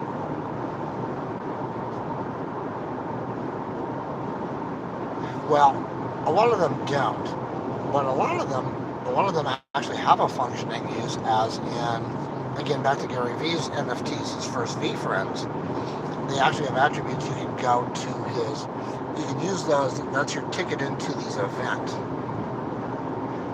Well, there's no limitation, so that's why you did have people doing one-of-ones, but they weren't putting them on OpenSea. They were actually putting them on, well, you had some on OpenSea. I even put some on OpenSea. But there were people that were smart enough where if you bought the NFT, you got the physical, you either got a physical representation of that piece, there was only one, or in V-Friends, for example, if you bought the first series of V-Friends, you bought something, that NFT was actually your ticket to get into the conference that they had. I think it was, no, I could be wrong, but it could be 3 years. So that was your ticket to get into the conference for 3 years. So it actually had physical value that way to it. So there are attributes you can assign to an NFT and make it worth something. But if it's just a JPEG, then yeah, that has no. There are attributes, but there's not, and that's some people find value. It's like if you're doing art, is that actually art? There's a whole other conversation for another day. It's kind of crazy because you can value the ownership of it because you can prove the ownership of it. But again, if you're looking for physical attributes to go with it, then that's one way. So it's kind of an interesting conversation. We'll kind of see how it plays out over the next couple of years. It will be interesting. Where cardboard, you do have that physical thing. You have nothing else, but you have that physical attribute of that item in your hands. All right, pick up. You stay right where you are.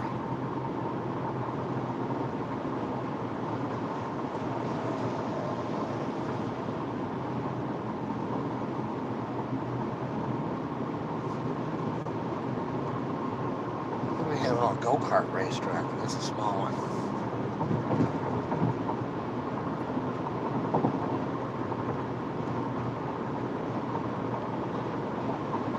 '55. It must be by Carlisle.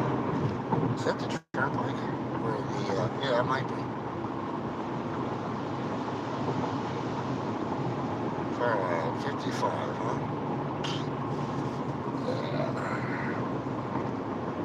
Chambersburg, 37 miles. We're 50 miles, about 51 miles from the Maryland border. About 55 miles from I-70.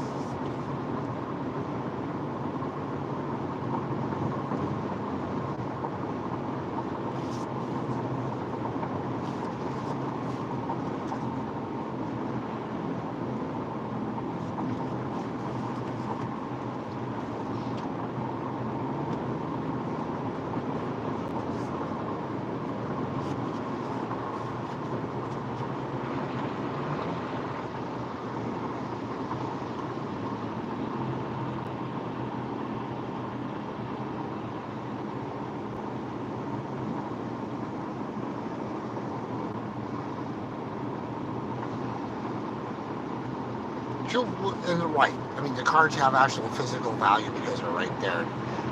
And the value they have is any resale particular value to them that are there. So they kind of have that.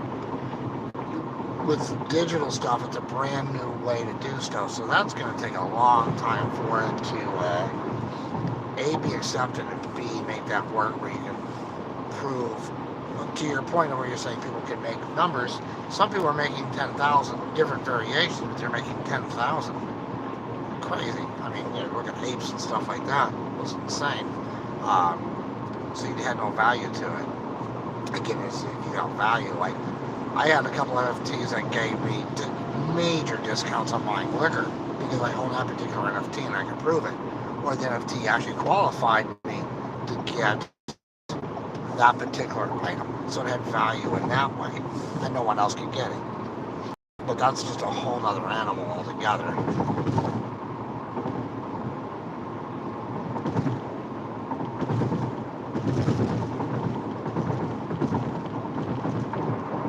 Sports goods, I don't remember. Where are you? Where are you located at? I forgot. Generally, where are you located at?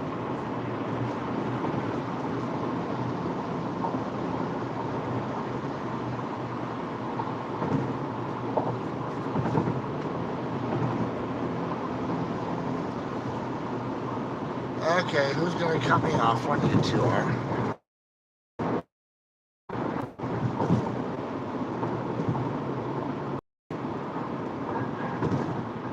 Oh, that's right.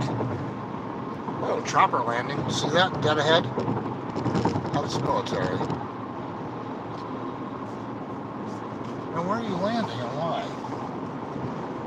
There's a field there. Where the hell are they putting that thing down at? We're not by Camp David. There's not 3 of them. It's a single one. So what the heck?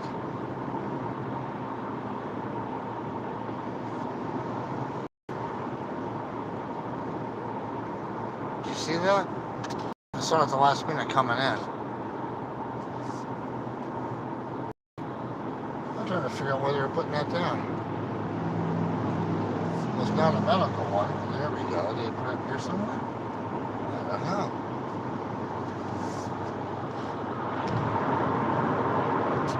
Well, you never know what you'll see when you're on the road. Chopper alert.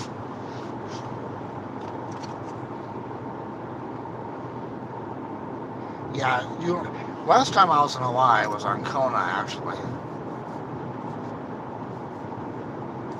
I was trying to talk to my business partners into buying a place there. He was going to buy one and I wanted to buy one. Okay, let's go. Yeah, thanks for racing on, you idiot.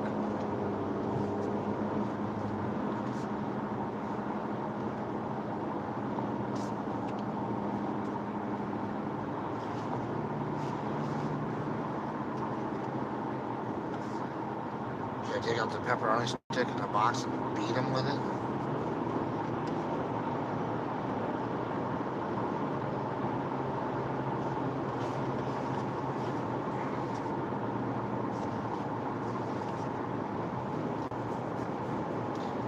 6 hours behind. You're in morning yet. It's MORNING, not MOURNG. Just be clear about that.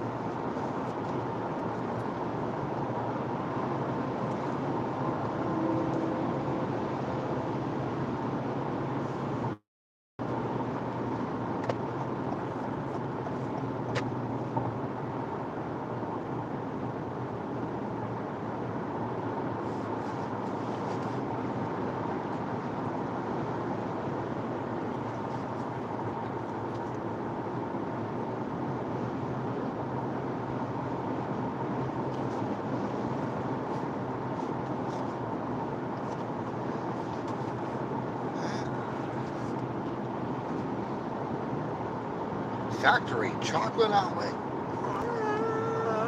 U-turn, U-turn.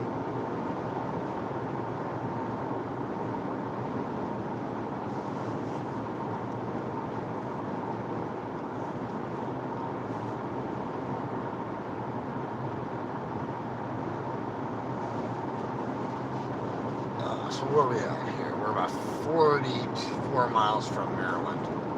So we're just about 50 miles from getting on I-70 to head back north. Is that rain falling over there? Might be.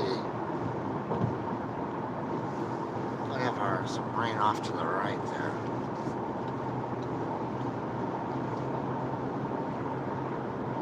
Still doing okay on gas.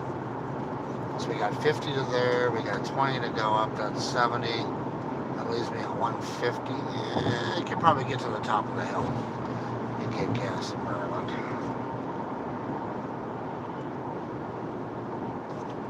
That's my guess anyway. I really didn't want to buy it earlier if I could help it.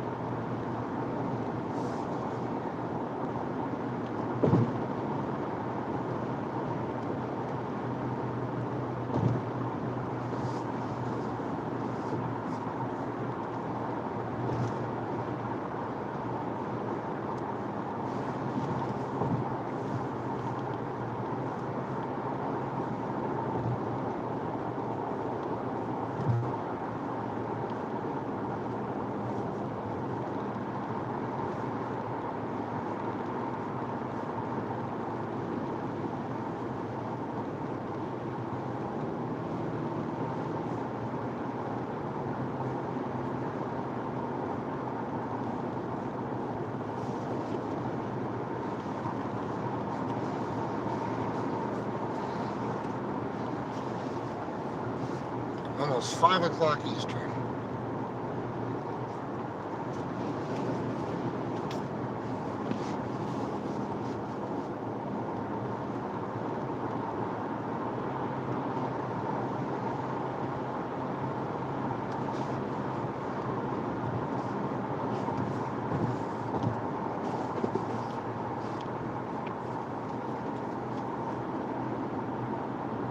Definitely next rest area, I'm going to pull over and fill up my soda cup.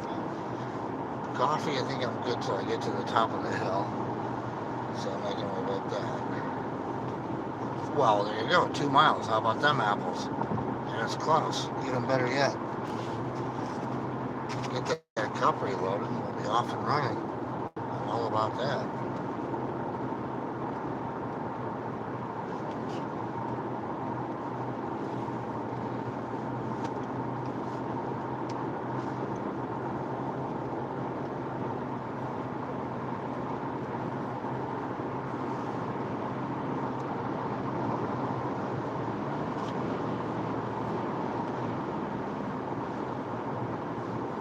Boy, someone's having a big yard party.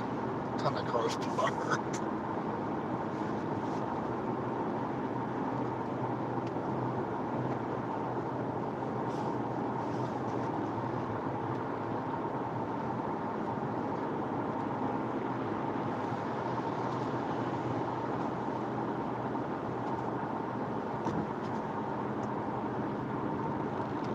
Maryland line, 37 minutes. So yeah, I figured I was pretty close.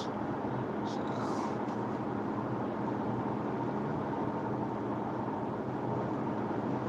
alright, we'll reload soda drink up ahead. Yes, we will.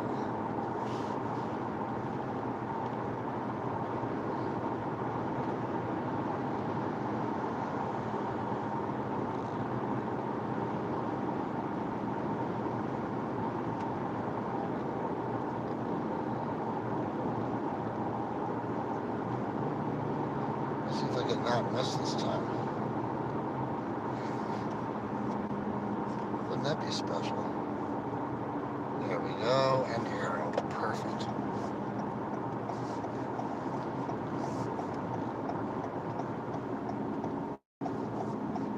Alright. So crazy, this place is. Not terrible. Sorta.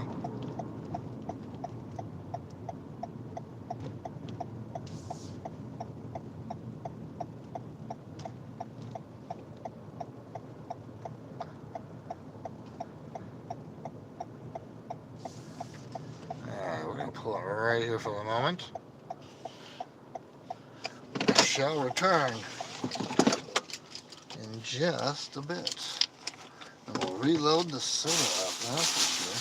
Let's see what I can get rid of here junk-wise.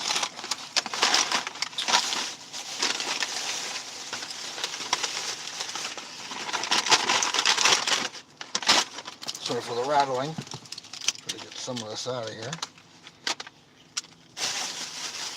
Sammy can stay. Car's off. Alright. I shall return shortly. And we'll hit the road and keep going.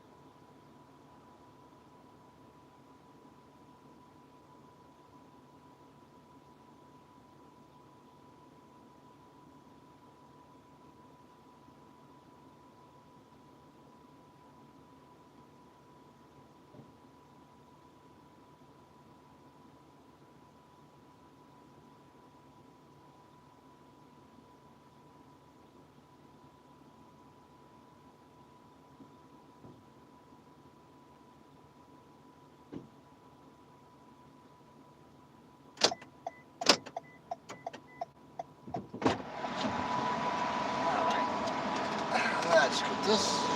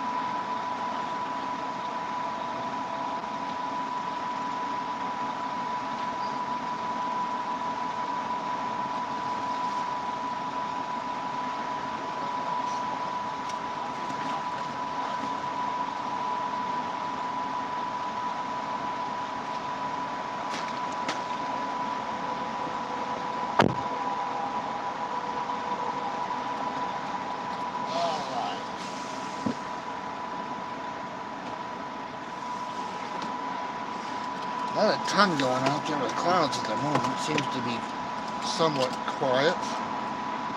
So that's good. Stay quiet. Almost dusk. Let's just see here. Who are we and where are we, right? Okay. Cover that. I have one Chick-fil-A sandwich left, so that's cool.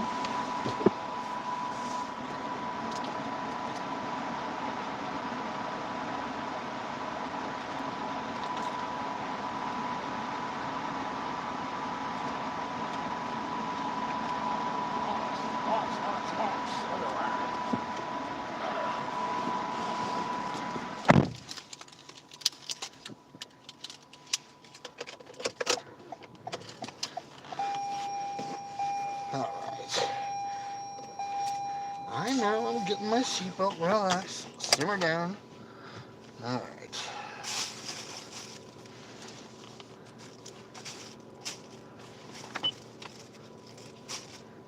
218 miles on the tank left. Alright. Should be able to get to the top of the hill. I think.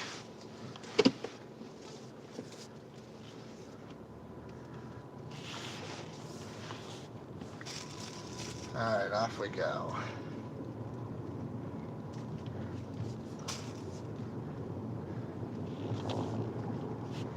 What is the schmutz on my windshield? It's like handprints. Hey, what's going on? See if we can clean that off a little bit, shall we? Is that the inside or outside? Alright, let's just see here. Is that better? I think so. Alright.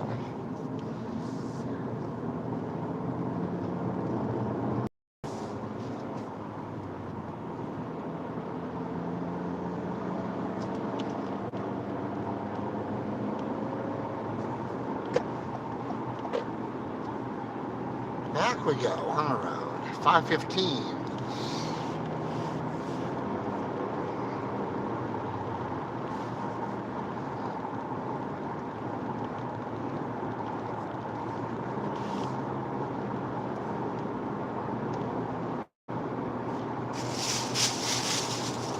Grab that other Sammy. Yep, back on the road is right, I'll tell ya. We got a ways to go yet. I don't know if we're going to have a sunset tonight. I mean, I see clearing in part of the sky, but I'll be curious to see what the mountains look like once we get on 68 going across western Maryland. We've got a ways before we hit that. We've got to get to Hagerstown and then hang a right. Okay, so let's see, this pickup truck has a camper and a golf cart and cooler strapped down. That's what I'm talking about. No, it doesn't even have, huh. Alright. whatever works. Works, why not?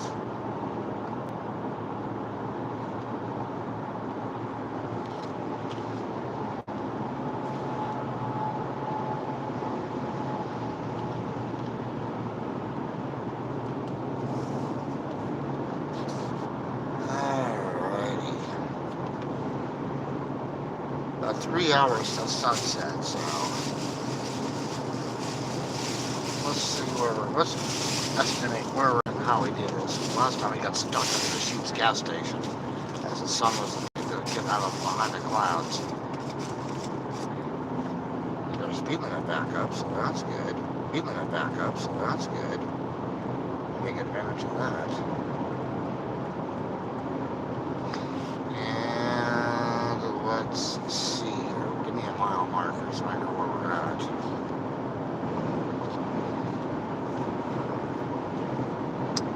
We're about 41 miles from actually I-70, give or take, so 45 minutes. That puts us at about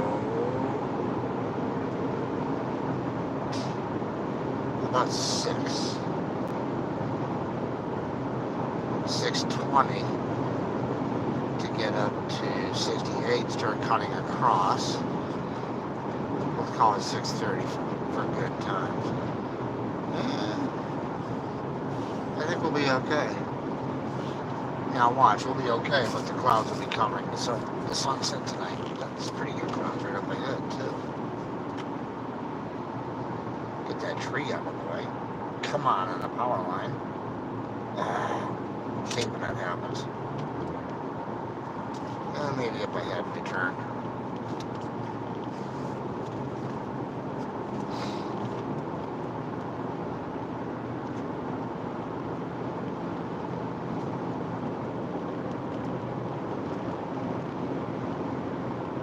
Sure, they got a truck in the way. Come on, oh, there are some clouds though up and past to the right of this.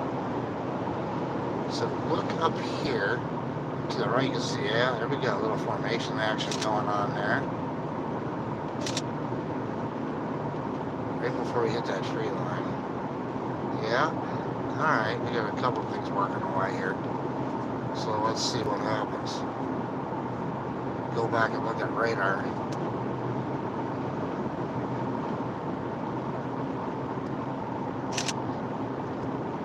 Pro tip, if you get your rental car, make sure they fill up your windshield washer compartment with actual windshield washer fluid and not just water. It'll kill you otherwise. I try reminding them every time I go, look, put actual fluid in here and not water. I'll smack you otherwise. Because it doesn't clean your window. So yeah, those clouds are building.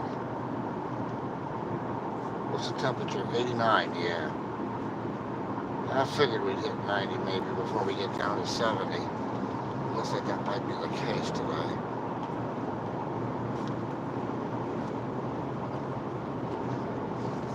Change my coffee cup, put this cup over, swap them out. There we go.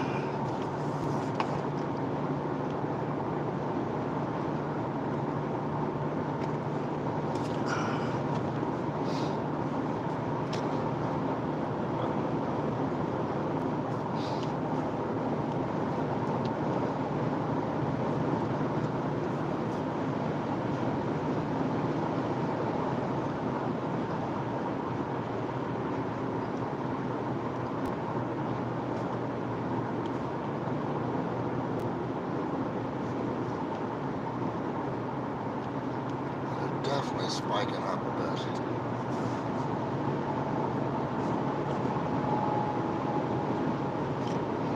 Got some updrafts moving in that, so let's just see. No, but that here it is real smooth. Here, this is pretty low, just to the right of us.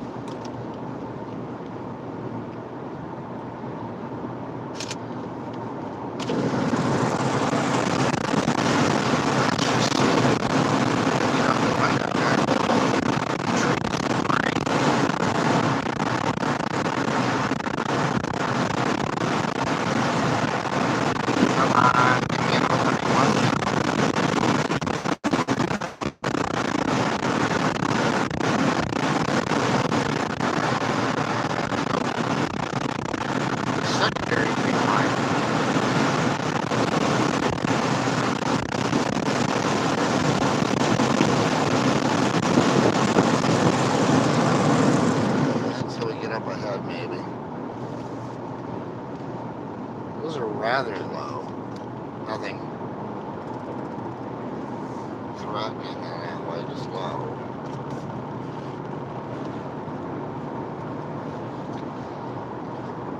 Oh, there's rain alright.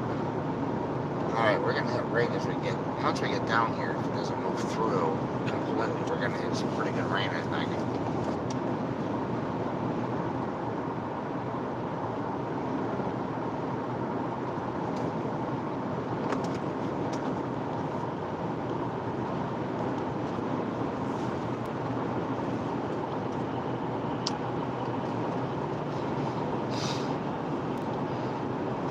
Take a look at radar and see how that's moving on us.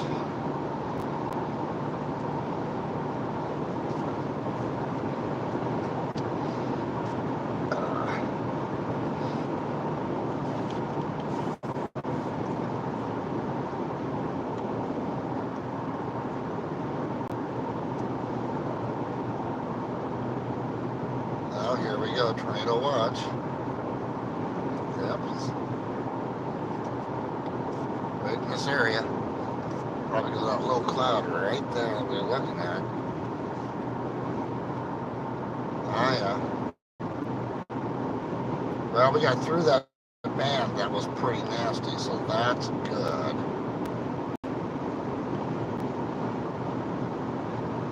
To our right is pretty dark.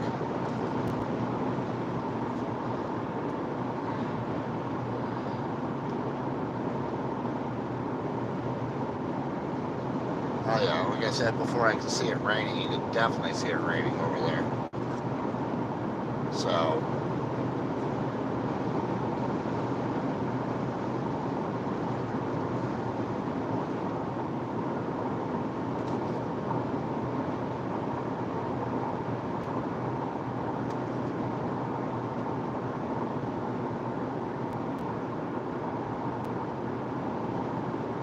the north round across 80 would have been a cluster tonight. Now, it still could be a cluster down here. What happened is, well, come on, radar.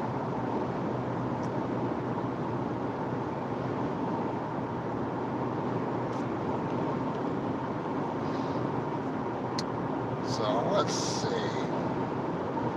I can still experience some pretty good rain across 68, which I figured it might. So once we get up in the mountains, I'll be curious to see what we're going to hit storm-wise.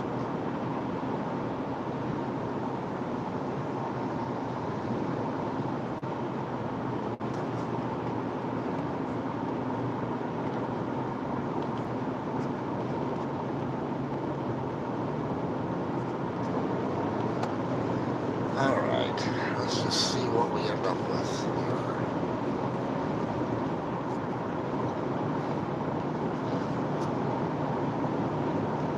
So we're going to head away from the storms for the moment, but as we drive south, we'll see them to our right a little bit. I kind of got the camera turned a little bit so you can see it. You see that left edge?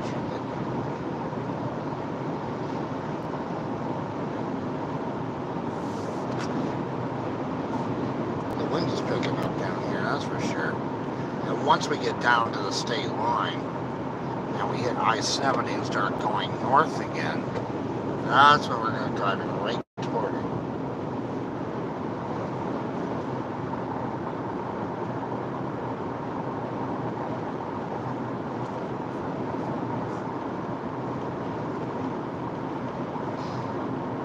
So we will see what happens here.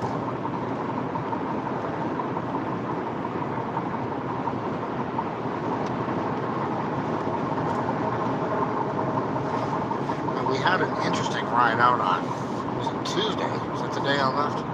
Yeah, Tuesday when we left, we had interesting weather from El Paso. It wasn't bad, but once we got down to Bloomington and we got around that, it was pretty gnarly. Let's see what happens here.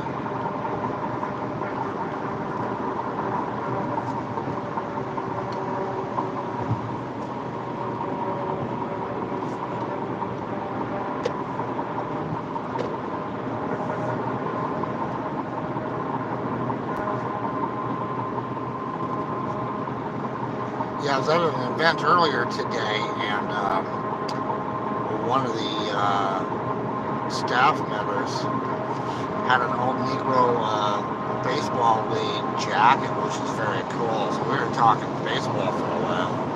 Before I left, I remembered I had some heritage cards unopened in the car, so I grabbed a pack of those and handed it to him and said, "Hey, enjoy these."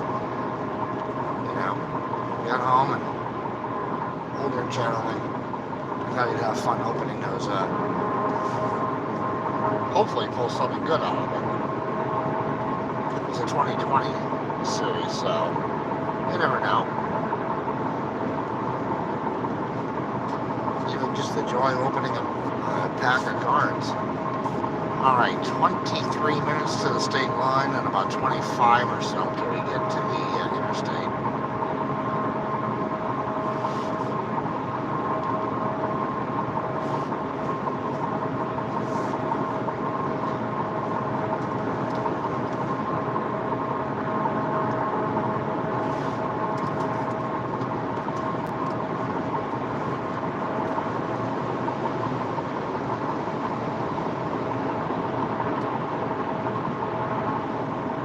We pulled out of the Harrisburg area just in time, I'll tell you that.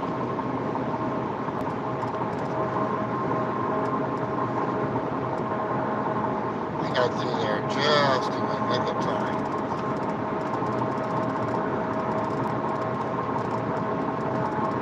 Let's see if we get a fresh scan of the radar back.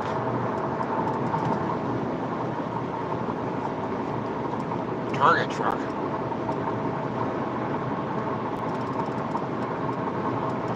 Still in the watch, we're not in the watch area, per se. Boy, it is definitely down I-81 where we were just a little bit ago, so. That square definitely has, the box has definitely increased in size. Some pretty heavy rain to I told you it was dark to the west of us and north of us. It definitely is. It's some pretty heavy rain coming down.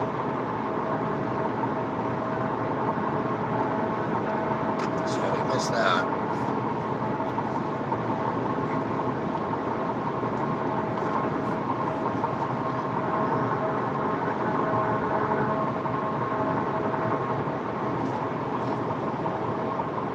Let's bring that back in focus for you too. Attempts to anyway.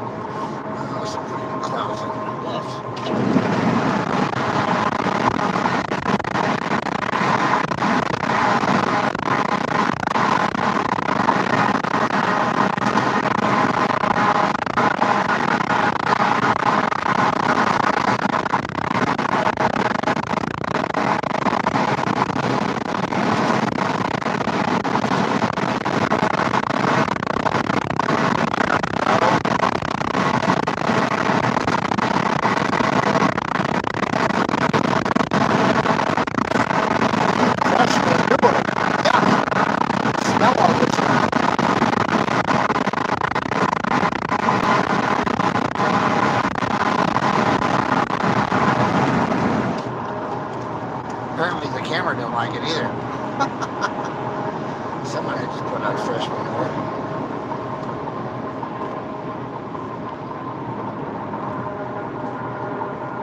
Alright, what do we have coming up? Let's see. Oh yeah. Harrisburg's gonna get hammered. Oh, but later tonight there's gonna be a pretty good system coming through. So it'll be good to be off the road at that point. Okay, what time is that? That's at 9 o'clock. 9 p.m. it looks relatively clear. And then after that at some point, yeah, radar's just not doing a good job. We'll have to come back and see it later.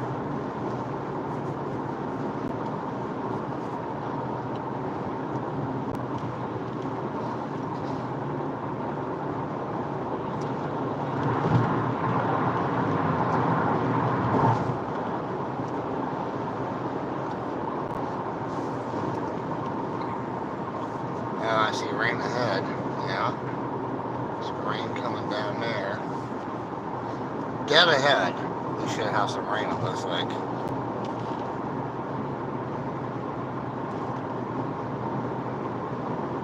So we'll see what happens.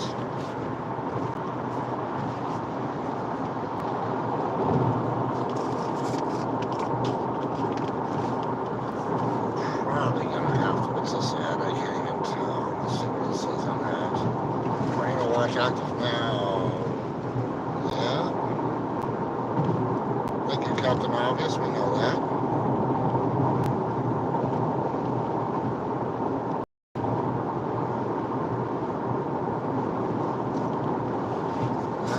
Charge that for a few minutes. We'll charge another one and rotate it. Little rain up in the mountains. You can see if I rotate this and up. Boy, you can see a pretty good line of it over there. Right that way.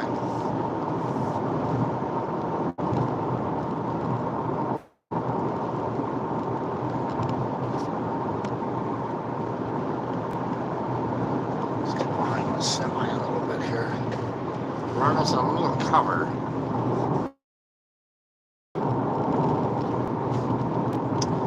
Alright, we're going to cross US 30. Runs across the country.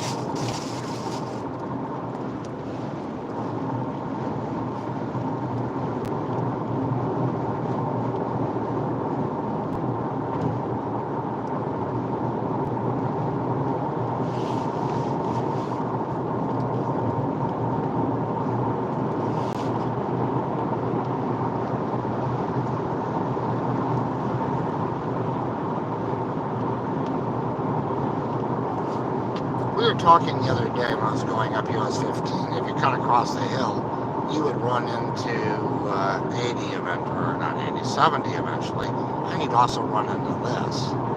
So if we got off at US 30, that would actually take us directly to Gettysburg once you go through. Right downtown, as a matter of fact. I've actually done that ride a couple times.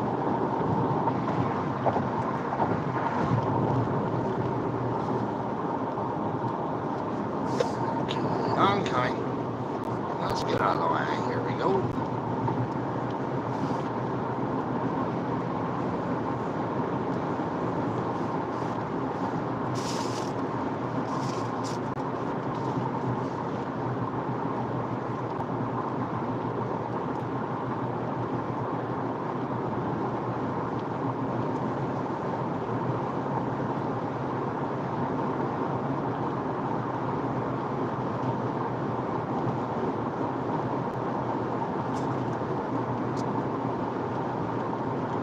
You know, the only thing I don't like about this rental, the power sourcing is very infrequent, is the best word I can use for it.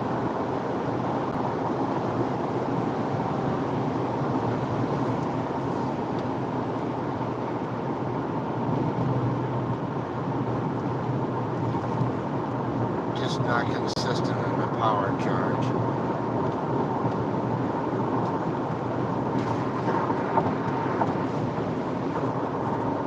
I'm half tempted to pull out my AC adapter and throw in my inverter.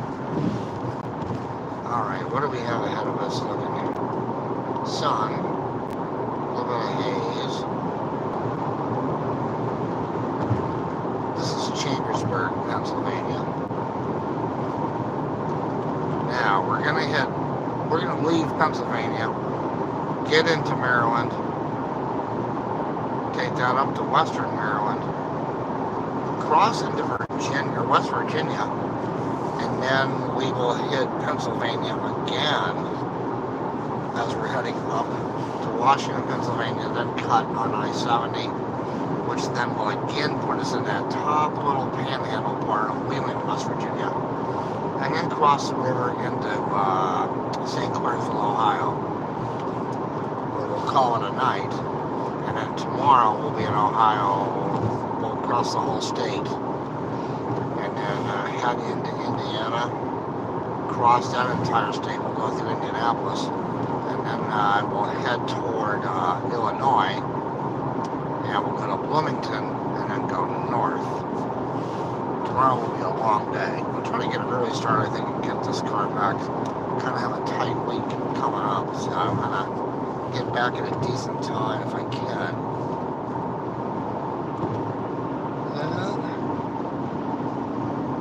A lot of rain dropping in different areas here. I see a couple different places where the rain's coming down good. But nothing to worry about yet. We're okay.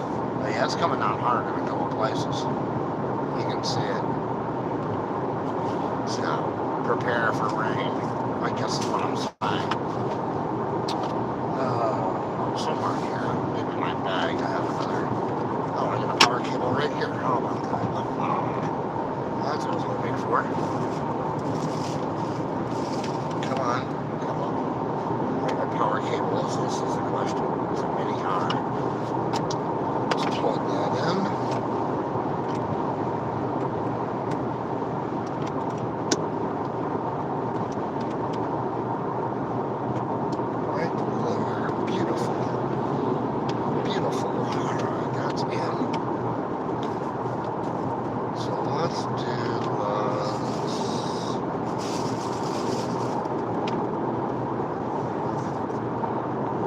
Well, yes, I'm wiring here the entire car up while I drive. Why do you ask? Okay, that's that.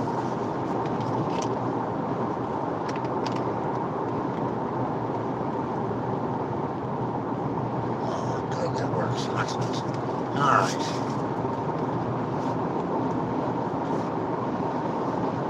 Let's see if we get a handle on this rain.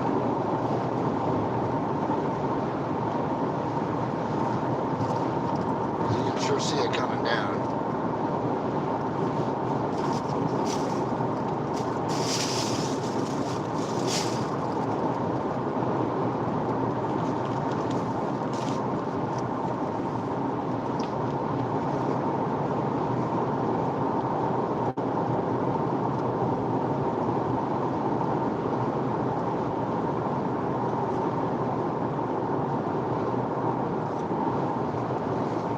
Oh, I just cut that field last week, didn't I?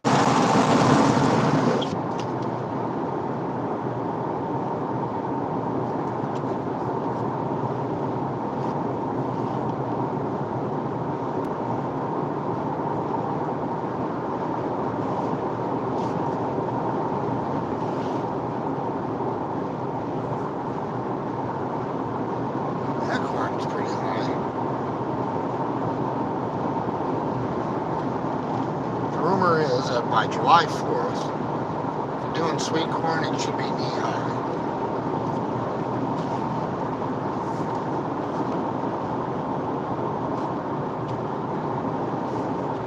Okay, where are we? Greencastle. You kind of see that field's been cut.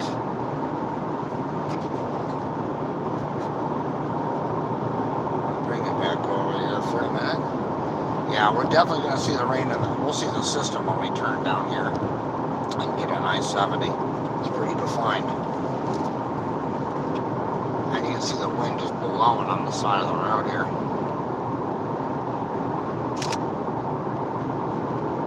Right here, I should get a shot.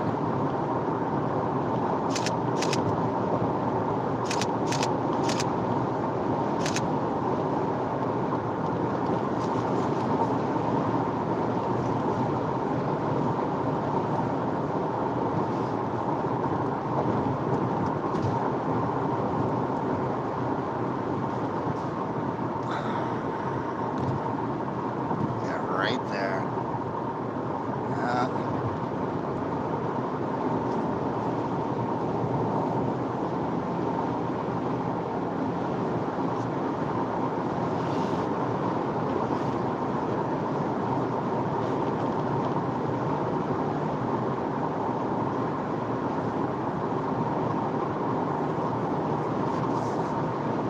It's hanging pretty low, actually.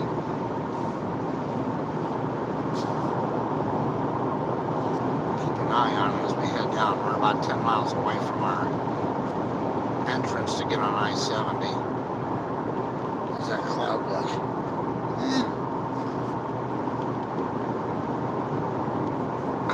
Rain, that's about it at the moment. Gas is $3.63 for regular, $3.89 for diesel.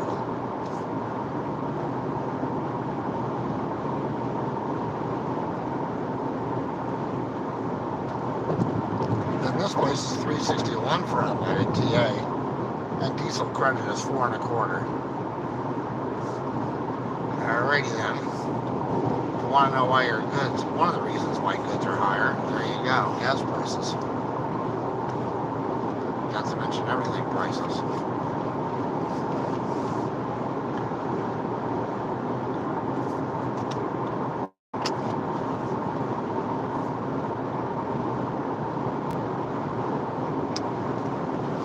We've got 172 miles in range on the car left out here.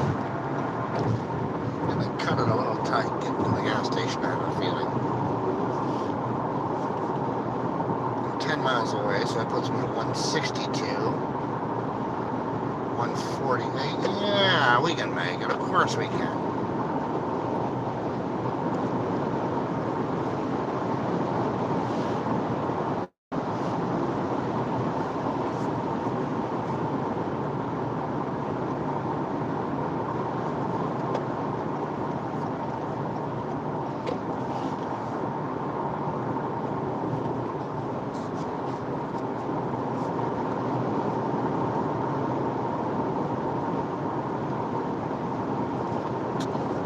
Auto auctions for autos. Pennsylvania has a couple large lots. The Mason-Dixon Public Dealer Auto Auction right there.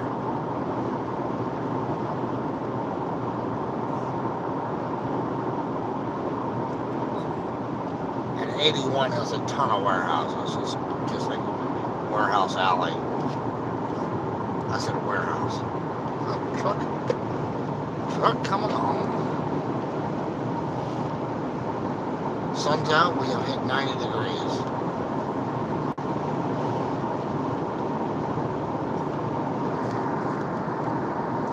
I figured we would at some point.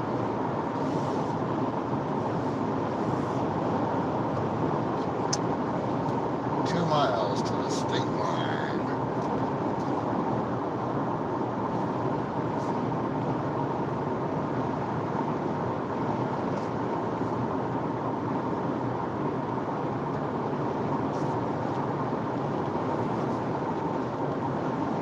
I'll be curious going up 70 how that's going to look.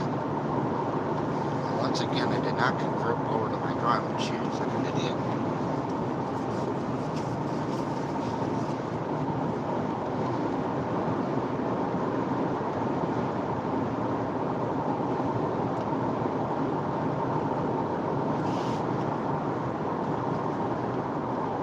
We also have the Hagerstown Regional Airport coming up on the left-hand side.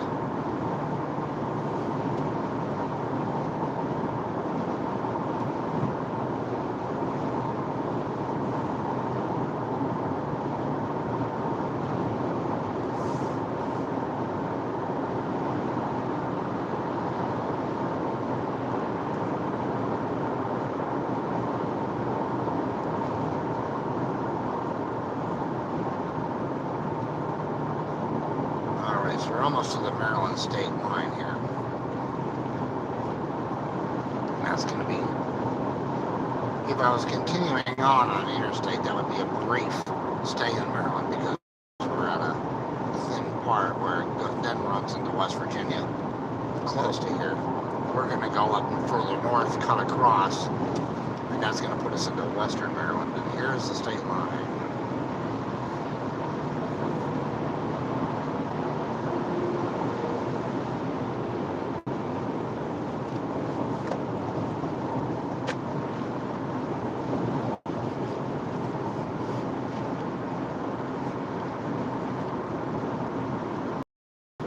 Airport is to our left here, the runway. DHL, I think I've seen planes flying here. They might be able to help out of here. I'm not sure who else flies out of here. Looks like a crash. I-70 past exit. Come on, come on, come on. Right lane closed. All right. Yeah, DHL has another plane out there. Alright, so we'll see what happens here.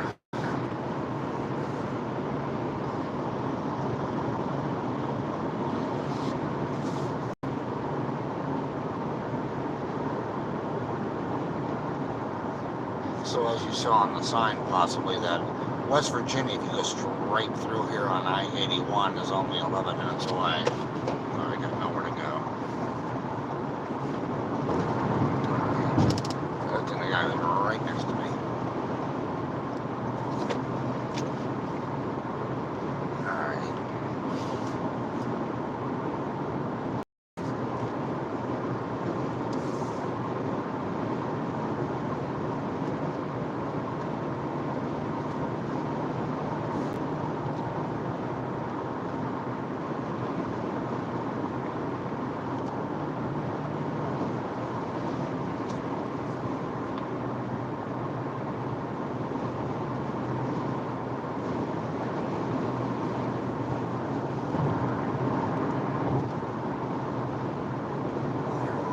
Nice to see the sun out for a short bit because it won't be, I have a feeling, as we go north as the storm moves out of there.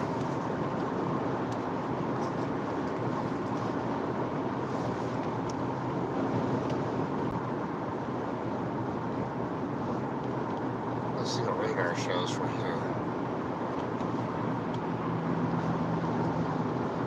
Tornado watch here as well. How about that? Isn't that special? Radar looks very screwed up, quite honestly. I don't think it knows what it's doing. Follow 70 west, that would be awesome. Kind of moving out though. Midnight, after midnight is when the next one comes through, so I'll be, hopefully, better be in my hotel room sleeping. It's 7:25 now. We're 2 hours away from that, so we're cool. Cool on that. We'll see what happens up ahead.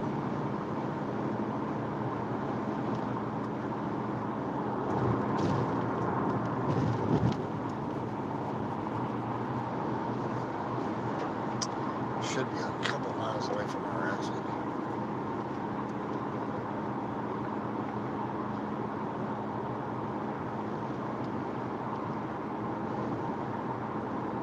Driven this route 3 times this month. Take a couple of weeks off. Yeah, it's been a busy month back and forth, which I knew was going to happen. There might be a crazy or two coming up. We'll see if that actually happens or not. Oh, that's not going to be good.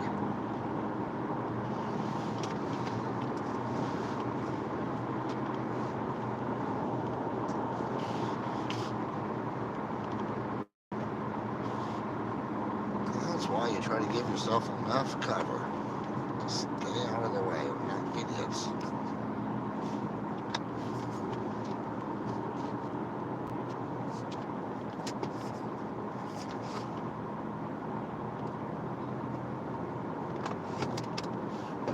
I got nowhere to go, so you're going to have to just hold back, pal.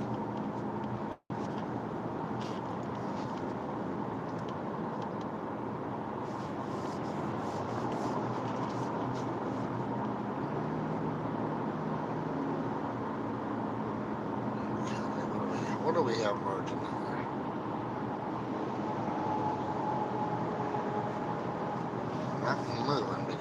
actually it's going to come up. But it'll give you room to get on.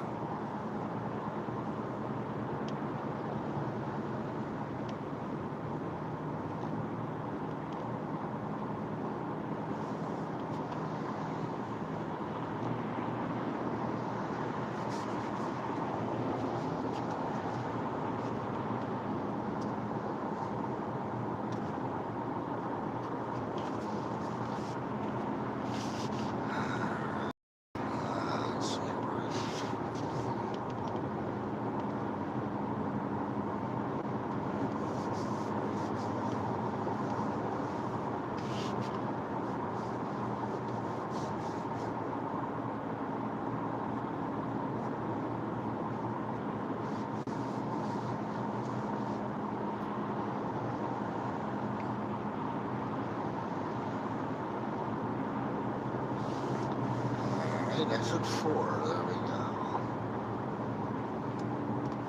1.5 miles. On the ramp and headed toward whatever it is we're heading toward. Someone has smacked that sign good.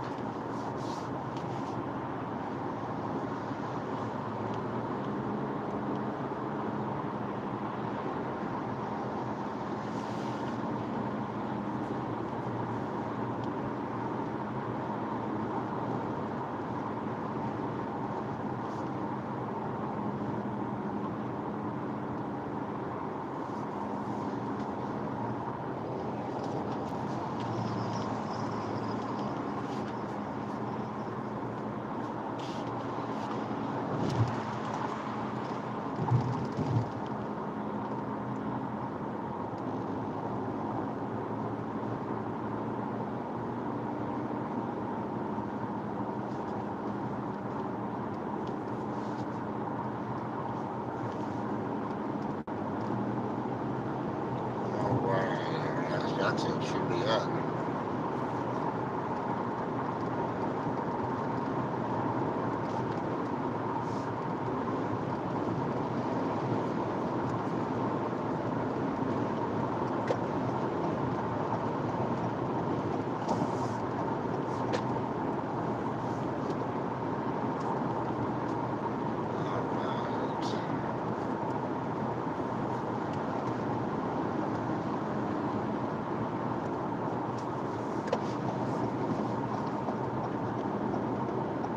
West, young man. West. We've been right in the sun for a while here, so let's see how this plays out. It's about 5:55 Eastern Time. We're on the ramp.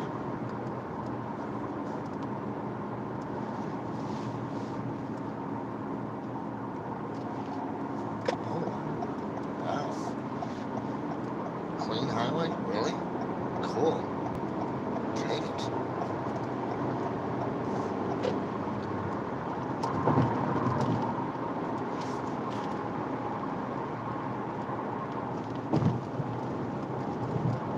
Well, that rain band that we saw earlier should be to our right. We've seen sunbeams now, that's for sure. Kind of hard to see in that camera, so we can see it a little better, shall we?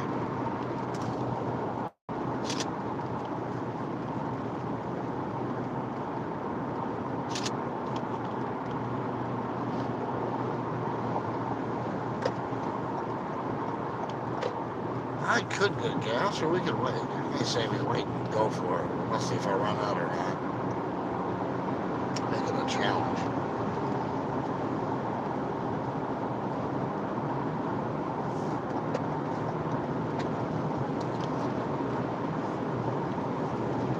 I had this car rental, this exact car, 2 times ago, actually. It did pretty phenomenal gas mileage. Look at the top of those clouds. Get right on the bit there. We may have to get out the top of the hill. Give you a view of the valley if we've got good valley shots. That could be kind of fun.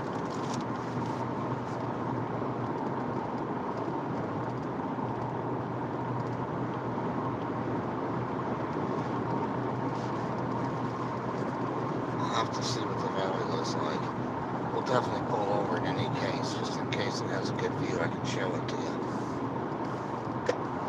We did that one morning for a sunrise, actually. And then another morning when it was foggy.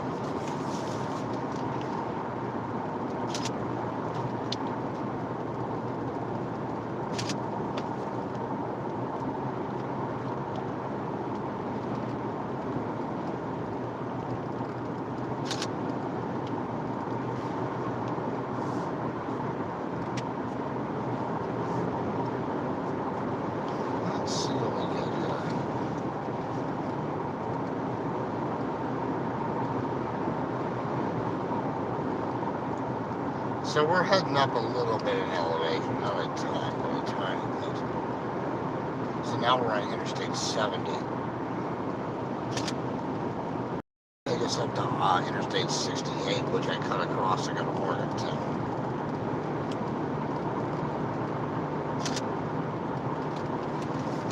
So, we'll see how this plays out. Yeah, those are a lot. Yeah, those are lower. Definitely lower. Right there.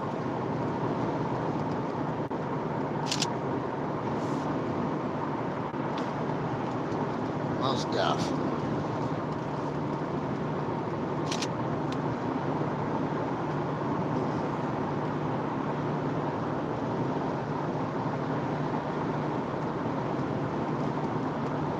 The wind's blowing, doesn't look horrible. Doesn't feel horrible. Watch this a little bit for a second.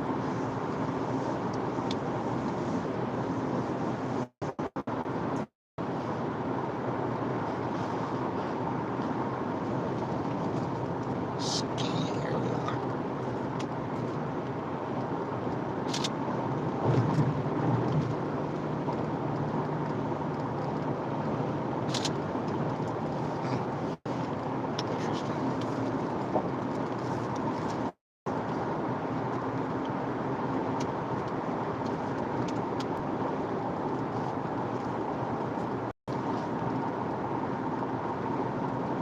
Yeah, that series of clouds is definitely lower. Not a problem child lower, but definitely lower. You can see the front.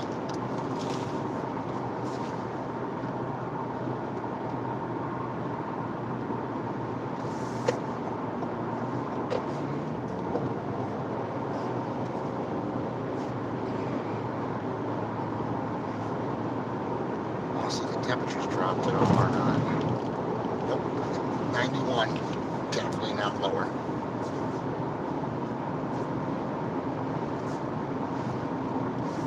$91 and the dew point is definitely up there.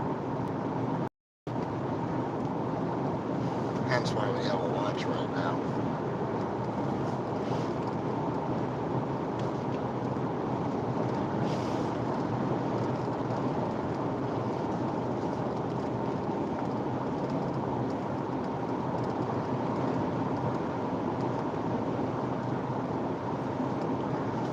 There's a second set of clouds right behind your building. Alright.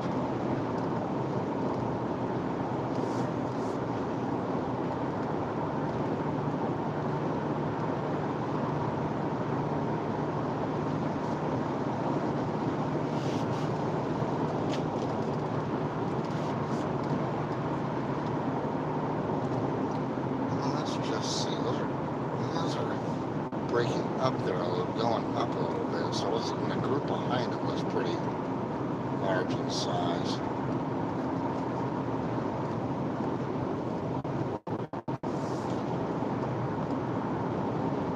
Yeah, we've got about 15 miles until 4 miles to Cumberland. Yeah, I might be running it a little. And yes, we'll have to see how this plays out.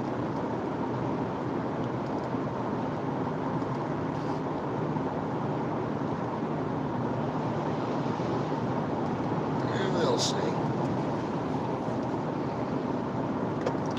If it was winter, I would have already filled up at half a tank. But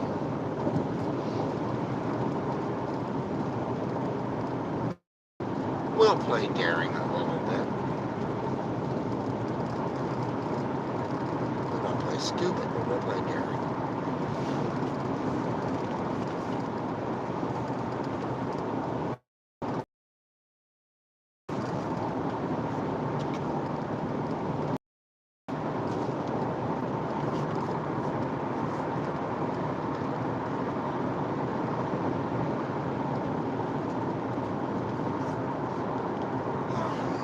Should see the cutout pretty soon. It's the cutout of the mountain where we're going to drive through. Oh yeah, look at that thing building. Man, time lapse, that would be awesome.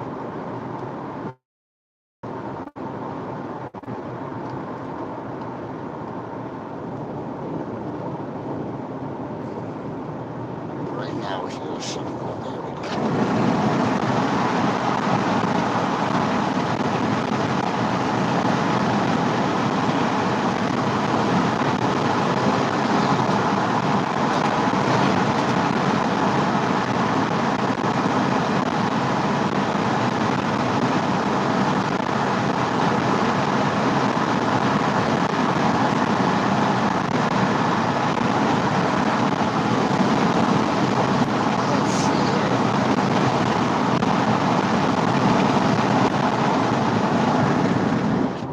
Problem with this road, you've got forest in the middle, so you don't get a clear shot at it.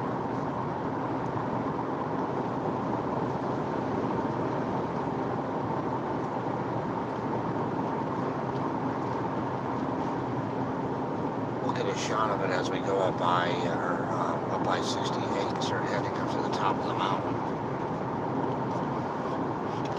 There's definitely some building going on.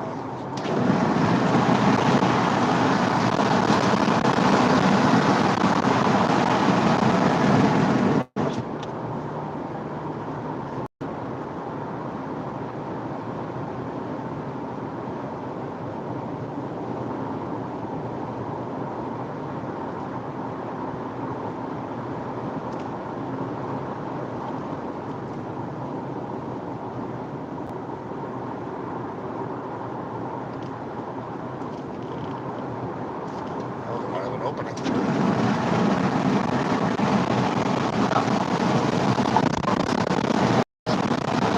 Oh yeah, here though.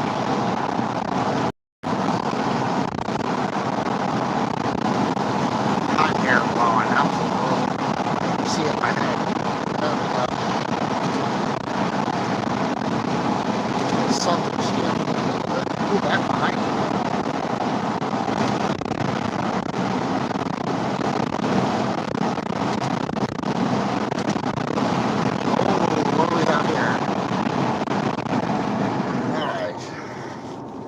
What is going on here? Accident. Let's see if it's moving, not moving. Really don't have a way to get around it. So let's just see.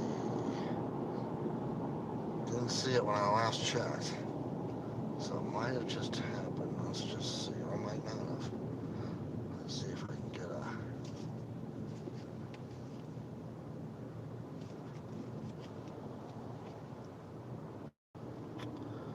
Let us just say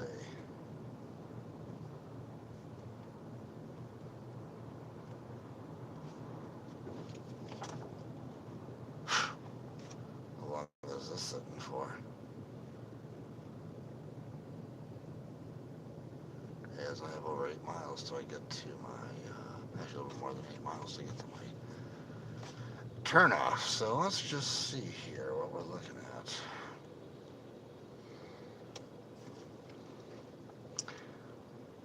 Morgantown, West Virginia.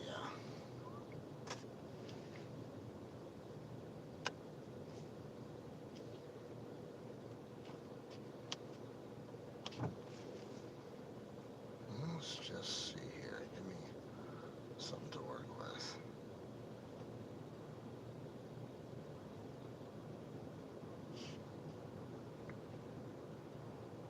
What was that early start we had? That might have just gotten put down the toilet, as they say.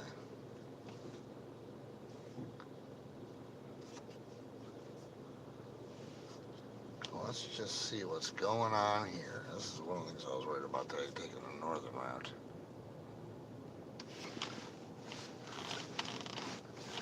Well, if we stop, we could definitely get some images. What's causing this? Let's see.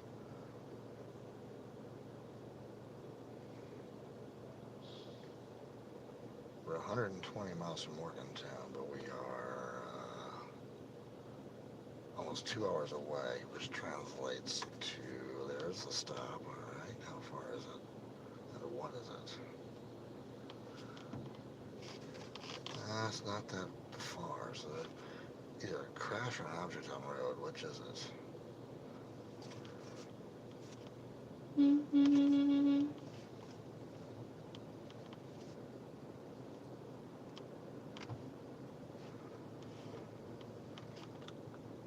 Well, here's a new concept. Let's get a pack of cards out and we'll rip cards while we're in traffic. Lane closure, that's what this is all about. All right. That was that sign we saw earlier, they were saying. So, do we remember which lane it is that's closed? I'm not sure I do, actually.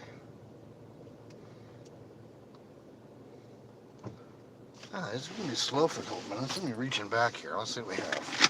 What's that hand's reach?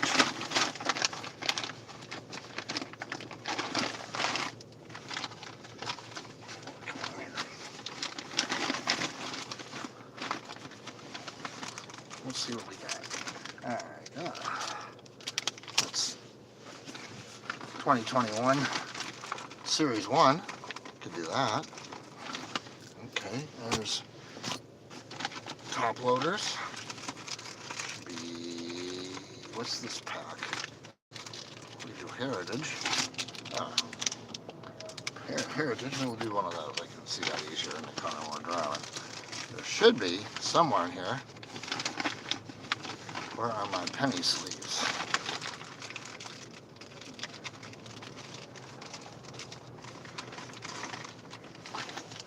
I can't see them. I know they're here. Okay, you know what we're going to do? I have an idea. Where's that little box out? Here we go. Alright. This would be a first for me. Alright. Now I can pull this back far enough. Heritage. 2021. Let's rip these puppies. Why are you freezing up? Come on back and focus, you. There we go. Alright, let's rip these puppies. We're on the road. We're not going anywhere. Not that many cards in the pack. I've got somewhere to put the cards. And I've got top holders. I've got penny sleeves somewhere here. So let's see what we have. That's right. We're ripping cards in traffic because we can. Alrighty. How's this going to work? So, Rio Ruiz. I don't know if I can get these up to you or not. Wilson Contreras. Semi. Oh, it's a tow truck going around me. All right, Yasmin Grande. So we might have Grandel, so we might actually have a truck swimming off the road as well. Blake Trenton. Jose Altuve. Trash can beater. Dwyer Mahal. Trevor May from the Twins. I don't know if I can get this up here or not. You can actually see what's going on. Juan Soto from the Nationals. How about that? Max Fried from the Grays. Zach Britton from the Yankees. Aaron Nola from the Phillies. Soleil in action. Keston Hura from the Brewers. Let's see, Matt Chapman in action. Cubs, Ian Happ. Is anybody really good? Ian Anderson in action.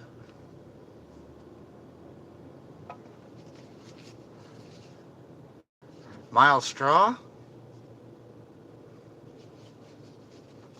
Joey Bart.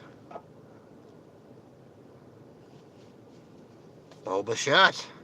Hey, we'll take that. That's a goodie.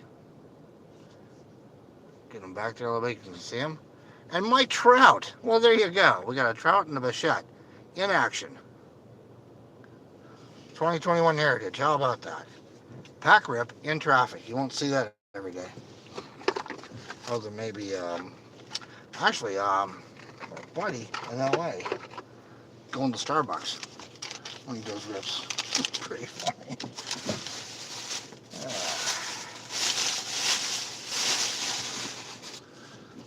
Yeah. These 2021s are hard as hell to read, so it's not even worth opening. I got another pack of, somewhere here I've got another pack of, what's the word I'm looking for? Heritage.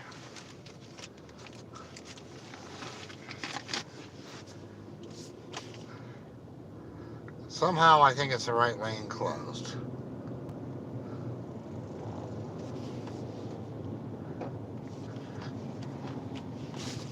Well, I can say that was a first. Let's rip cars and let's rip a pack in the middle of traffic.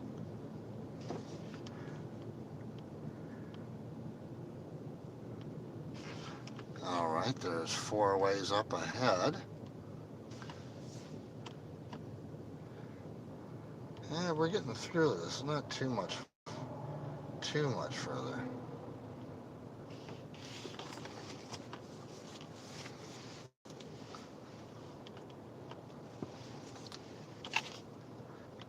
I-70 card pack rack rip. You can't say you see that every day. And we got a Trout. We got the Bo Bichette. That's 2021. So the Trout in action. That's pretty well centered. Trout's a little off, but you know. What about high numbers? What do we got here? Well, they have to be over 400, right? See if any high number cards in here.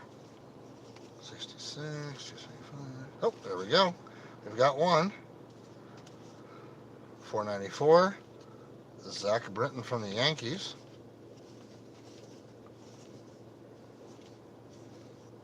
I think it's over 400 a year. Shorter prints, yep, so that was the only shorter print, so. And we got a couple things out of there. Can't argue that.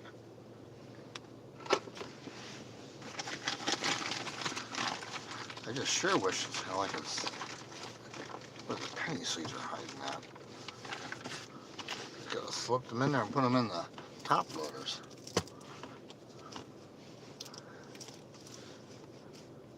We're getting through this. Where are we at? Yeah, we're about halfway through it, so we're moving along. Not that bad of a, not that horrible of a backup.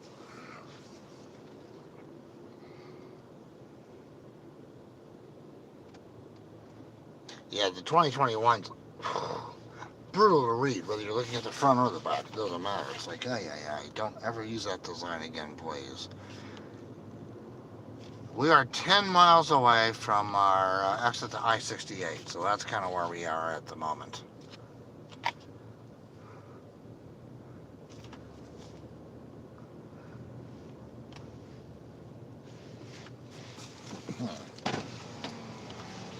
Yeah, we're moving a little bit now, eh?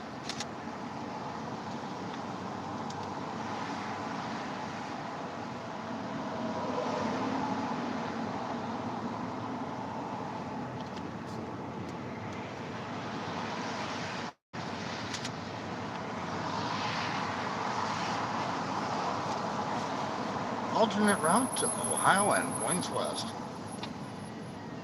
I think that might. He's on the shoulder. Alright, he's all asleep. I just saw that truck. I was trying to figure out what was going on there. Well, this killed our gas mileage, I'll tell you that. This might change my thinking on where to get gas. But we'll see. We'll see.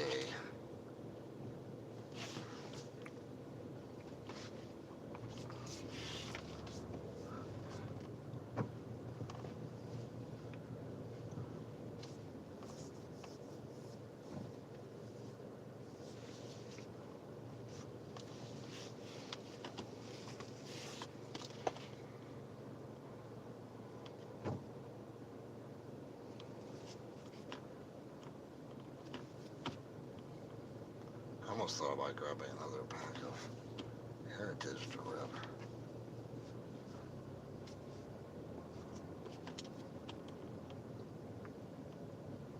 Alright.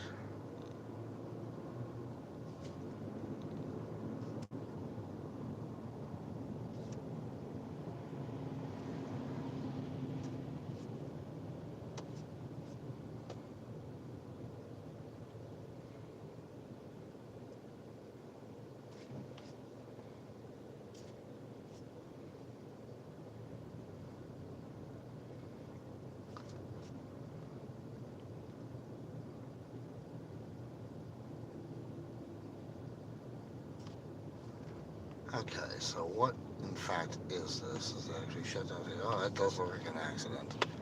Most definitely looks like it. Alright, we're gonna have to get over at some point. I'm gonna go right up to this guy actually. Get over now. Avoid it later.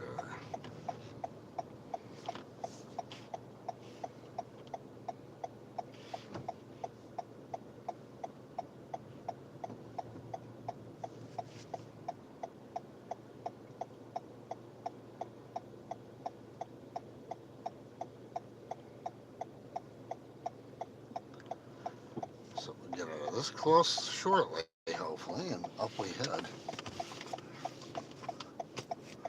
toward I-68.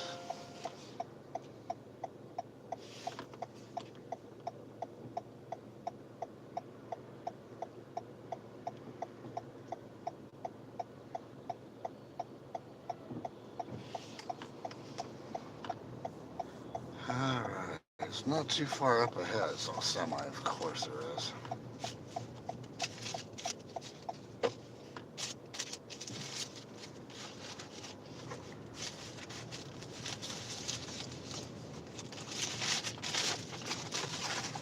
Good time to crack my other Chick-fil-A sandwich open here.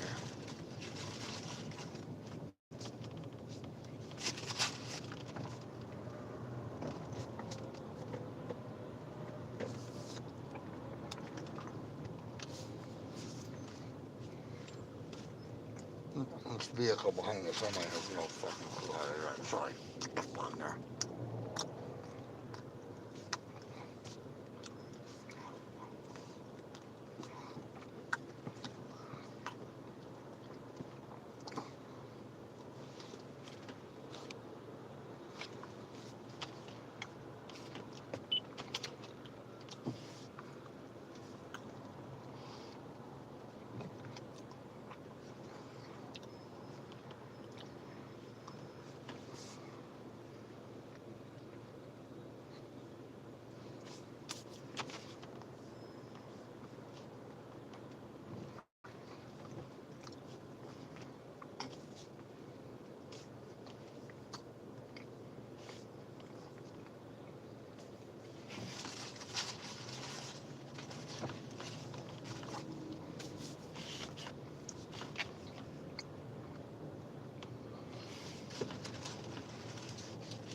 Alright, we are moving now.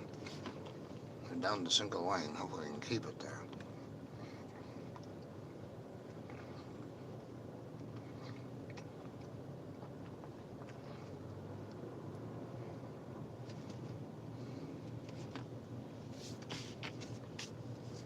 Once we get past this, off we go.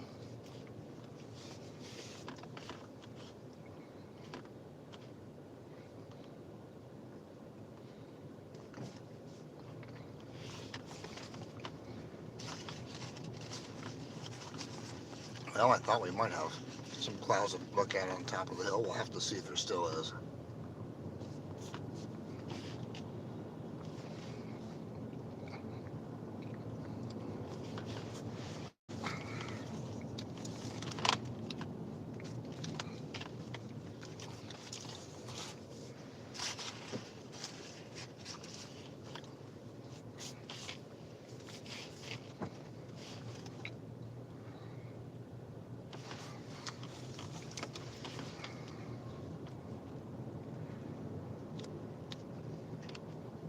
Oh yeah.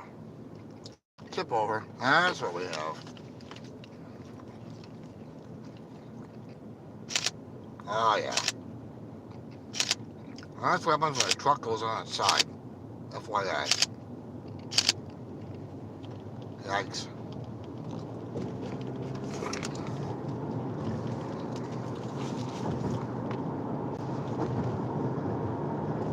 That's pretty gnarly. Yeah, I'll be working on that for quite a while.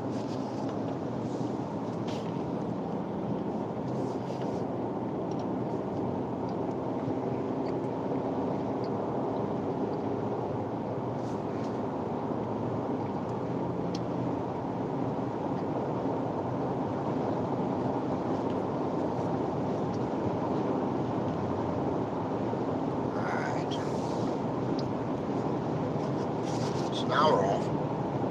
We're back off and running and heading to I-68. About 9 miles ahead.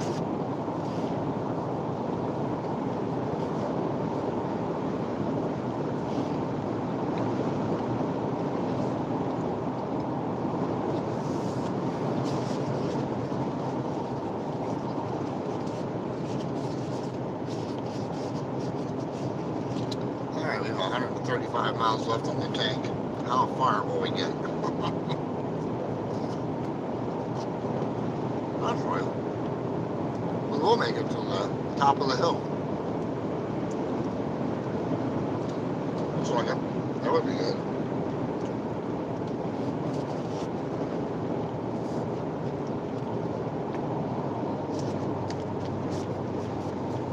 We should see the cutout. Yep. But it's pretty hazy up there. So we'll see. I'll be curious to see if there's anything to see up there or not. There may or there may not be.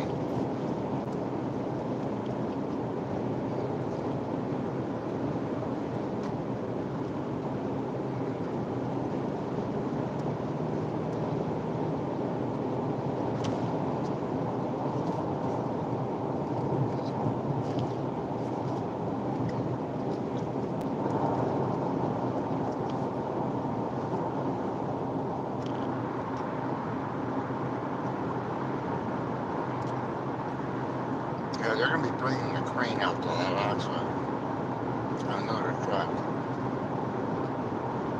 So at some point, that entire thing is going to be blocked.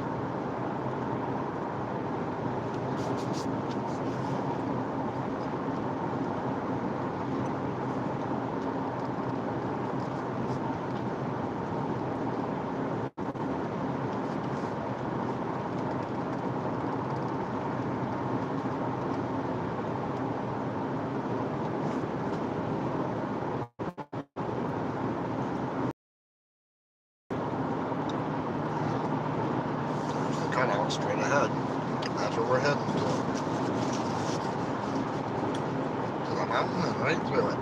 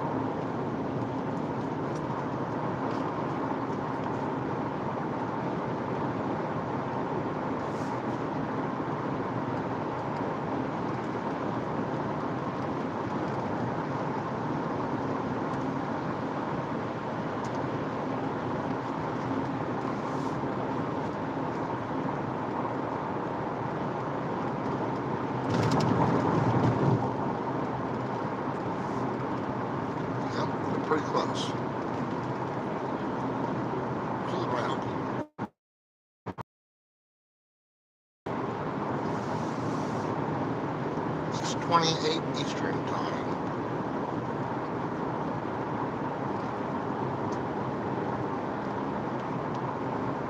Oh, look at cloud building up to that.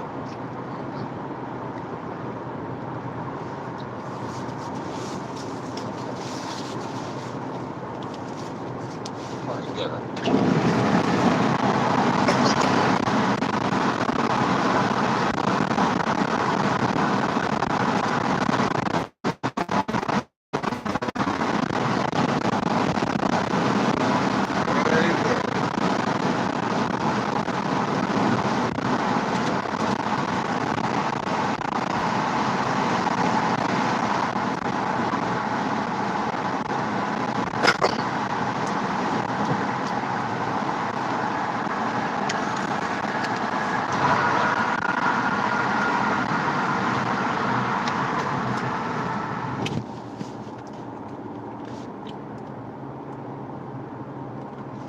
We'll see what happens as we drive. Once we take that next, we'll be driving right toward it. Excuse me.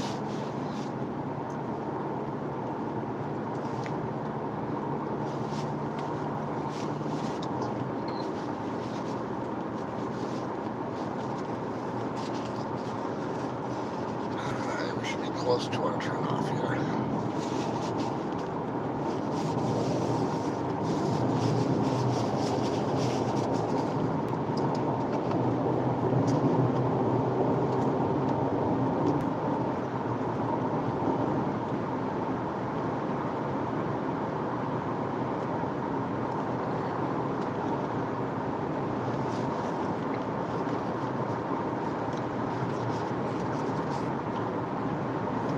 There's the cutout. Left hand side. We'll make our turn and start aiming in that direction.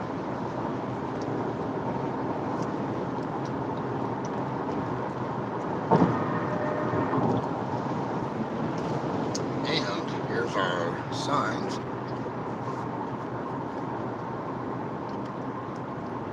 We'll see the ultimate cameras, speed cameras are up and working tonight.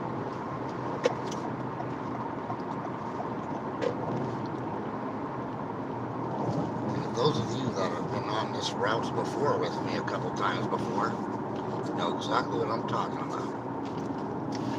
Notice speed photo enforced. And you ask Dirk, well, what's so special about these cameras?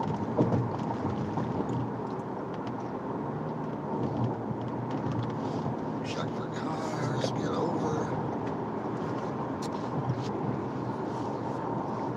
I'll show you. Alright, here we go. The state of Maryland, in construction zones, uses porta potties, like the one I had you see in blue. And when they have them operating, there's a car, vehicle in front of it with a speed camera in it. I kid you not. Shitter cam, as we call it, the shitter cam, is not in use this weekend.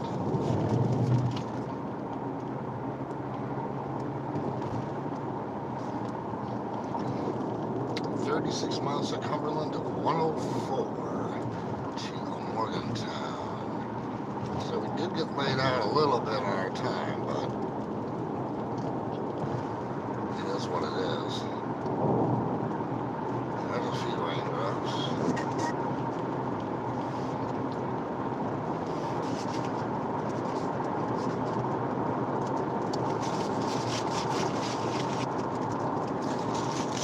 A few more raindrops, how about that?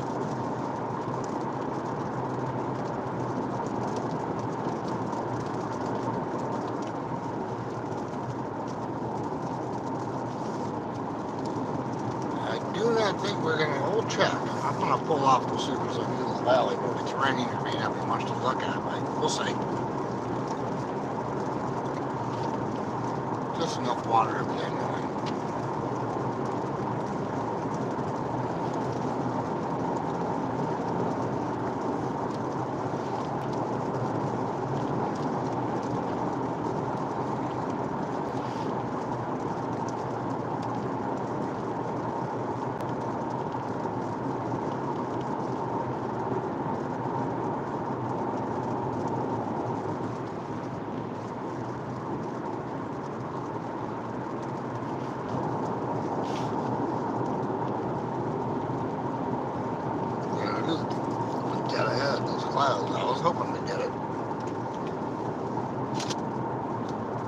was hoping to get a good view of it.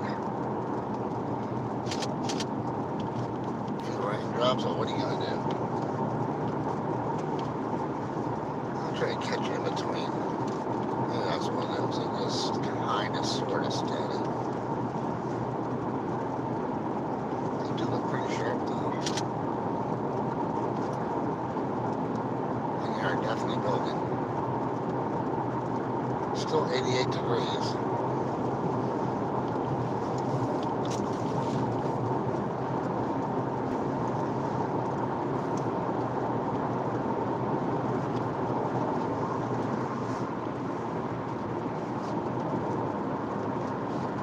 Slide shot.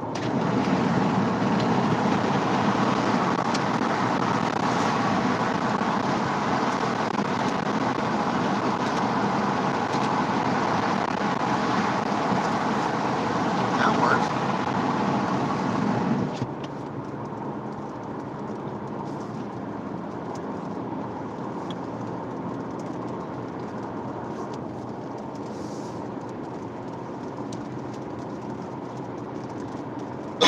Up the mountain we go.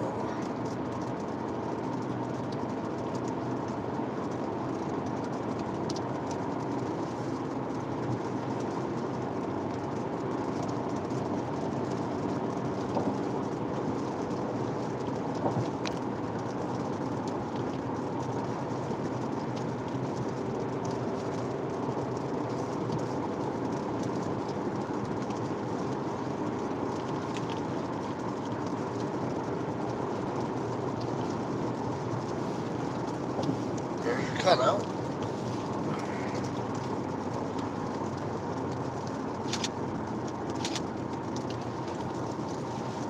The reason I call it the cutout is because they actually dynamited that thing and carved it out, it looks like.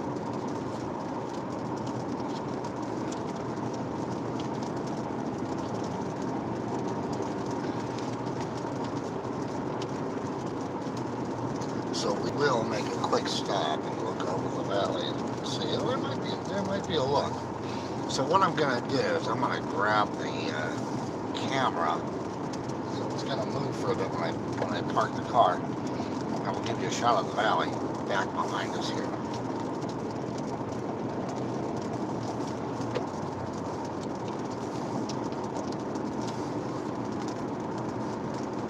So we'll get up here. See if there's a view worth looking at, but why not? If you don't look and don't try, you don't get it. So that's what we're gonna do.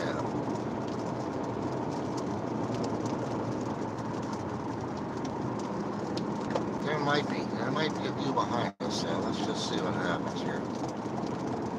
Oh yeah, a little bit. At least you'll get a sense for an idea of where we are. So.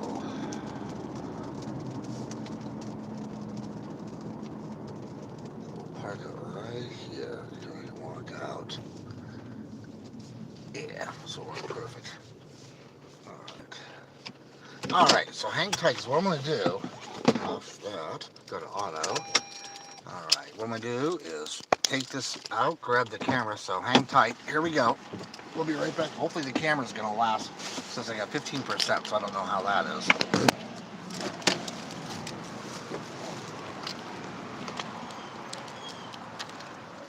Oh yeah.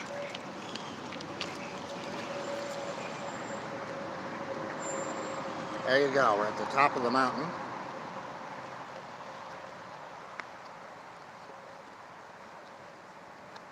Get you, we're getting wet. Yeah, that's in the back. Alright, here we go, trying to shield the front. Give you a look through here. Clouds are pretty cool, right?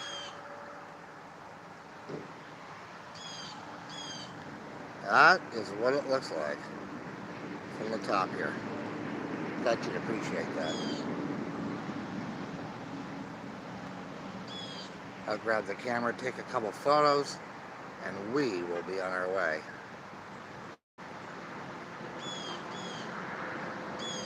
Back to the rental chariot. I figure out why our battery's low. So we may lose this once we get over the hill. We'll see what happens. Alright, back we go. Into the rental chariot. What I do, I'm going to turn the car on so it stays charging. I don't know why it's not. Actually, I have a pretty good idea why. Let's do that. Let's do this. Alright. There we go. Give you a little view for a minute while I try to take a couple shots of my camera. Roll down this window. I'll lock myself out. That would suck.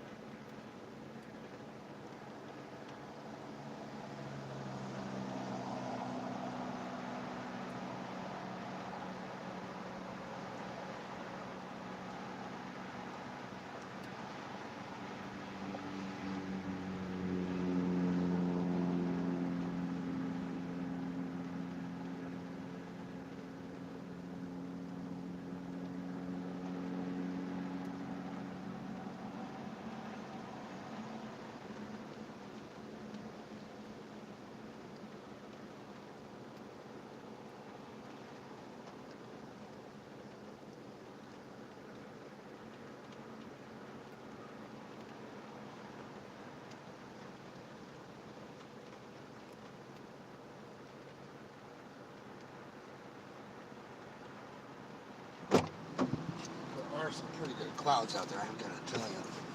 Let's grab this camera real quick.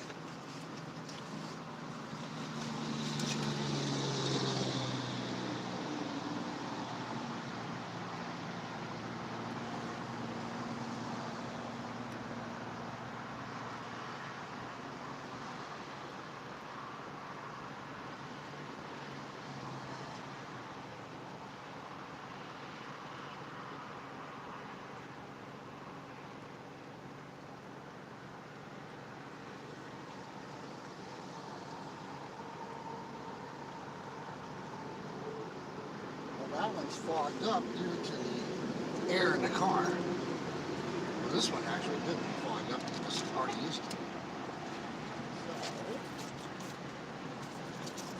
I think that's well, actually.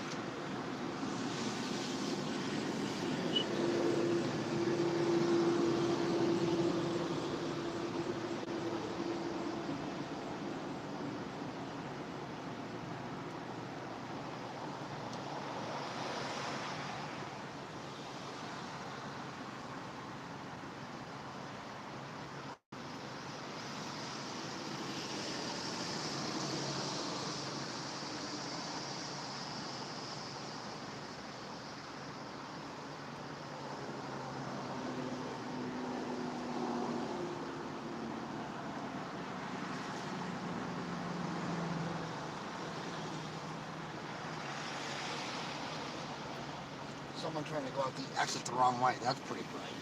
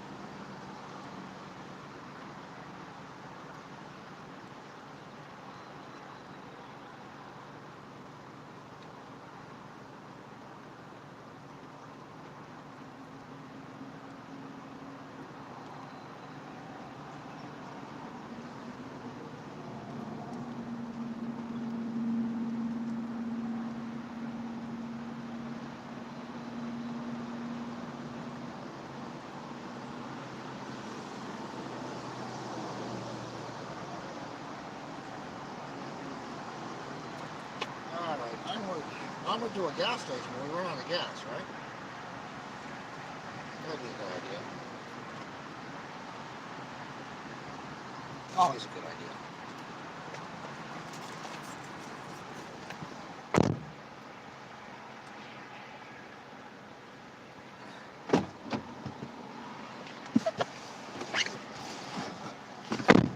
All right.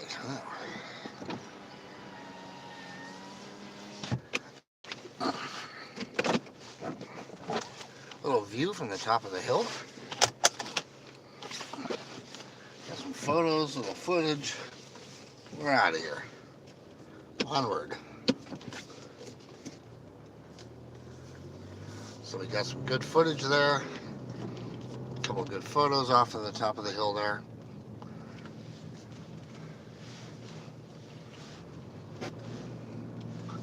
Alright. Let's just see what's coming up the hill.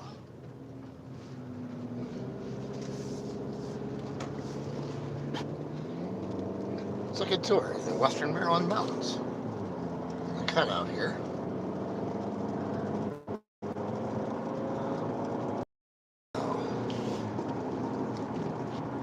Yeah, we're only at 1,200, so we're not that high. Further on, we'll be at 2,800, I believe. What do you think?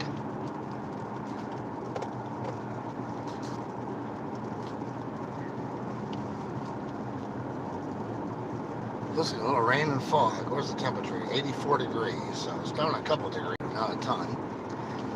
We've got 118 miles left in the tank. Will we make it? This is our question. My camera's not rotating, so I can't see chat. Great. Oh well, it'll be what it is.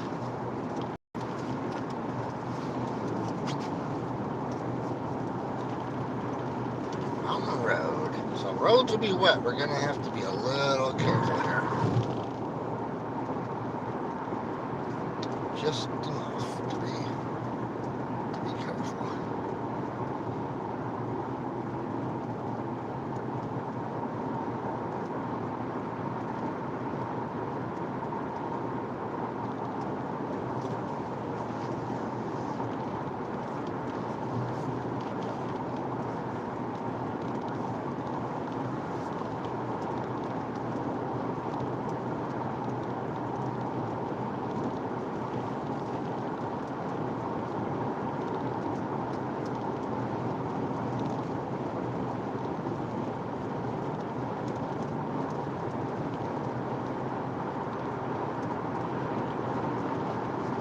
Down the hill we go. So there's some cloud building off to our left there.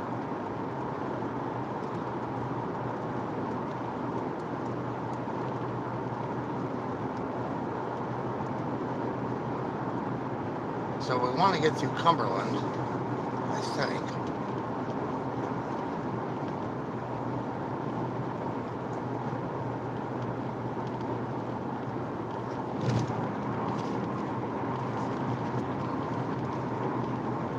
There's the sun. And it's come up there a ways yet. We got some time. We'll see what happens. I don't think a lot's going to be happening, quite honestly, at this point.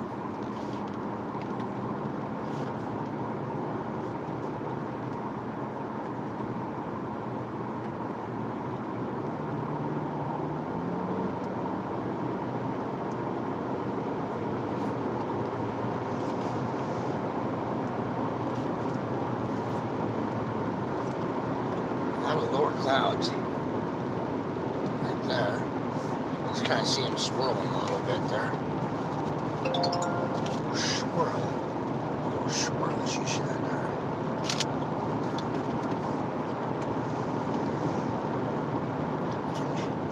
She can really get this windshield cleaned at the gas station. It's like, holy smokes.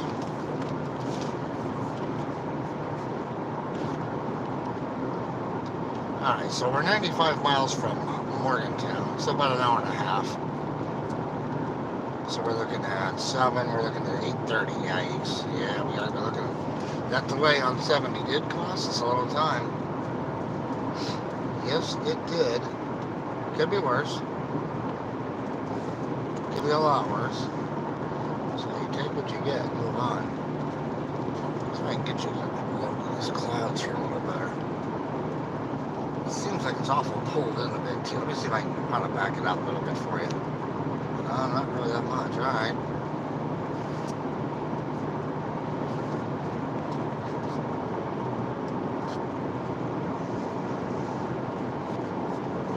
So we're going to stop and get gas. We'll reload with coffee. So we've got 8:30 till we get to Morgantown. Damn, it's still going to be almost 10 before I get to the hotel, I think. I was hoping to be there earlier.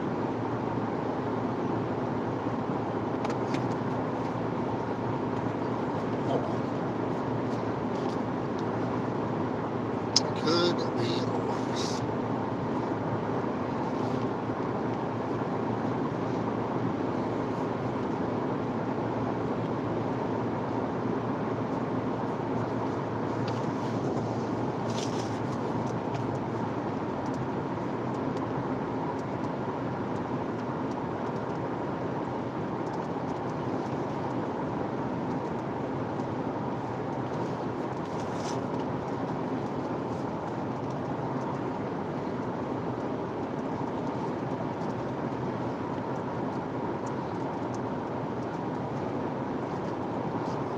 We've been streaming for about not quite 4 hours.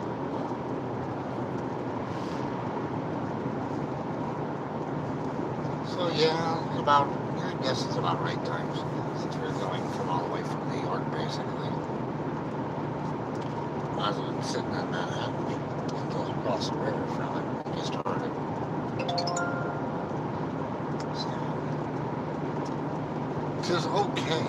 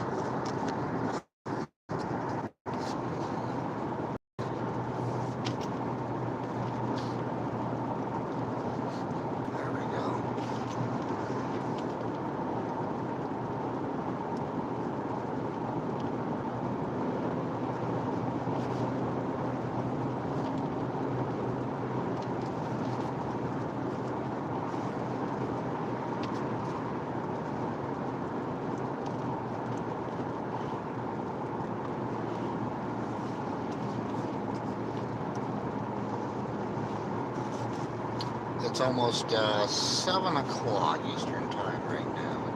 It's 6:53.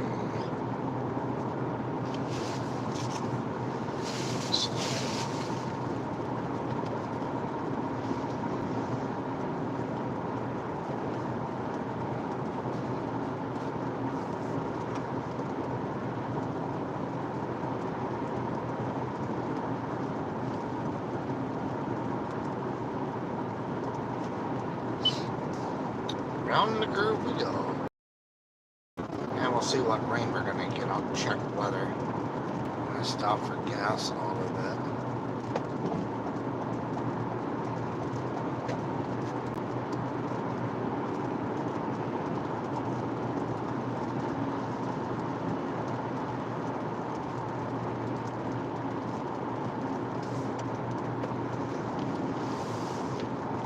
So we have roughly, let's see here, it's exit 64 coming up into miles. We have about 65 miles till we hit the West Virginia border.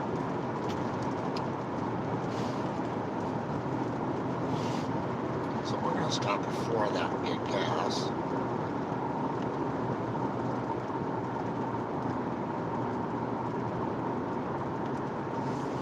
Absolutely.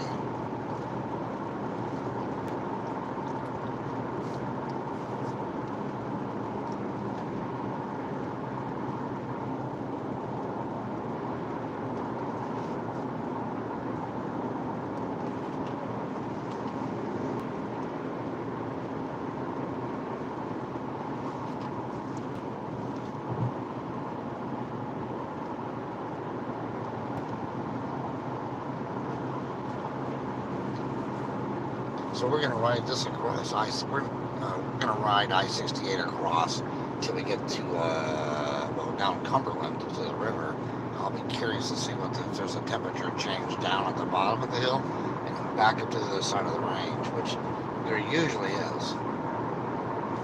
So I'll be curious to see how that plays out once we get there.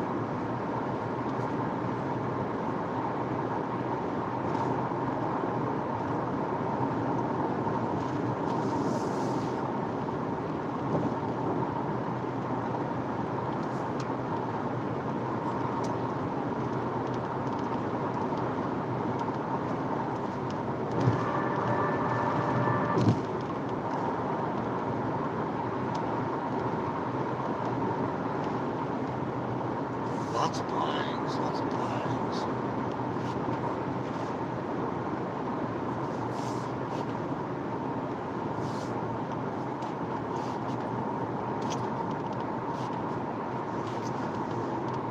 The Knothole Craft Shops collectibles. I don't think it's operating anymore.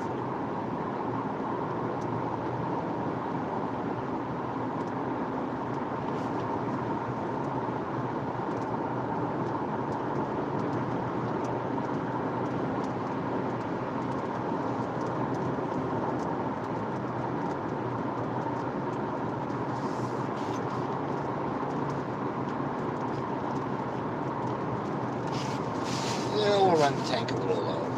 Oh well. But there's one thing I can count on about this rental after the last time I rented it was the gas tank was actually a pretty sizable tank. And it got great gas mileage, so really nothing to complain about.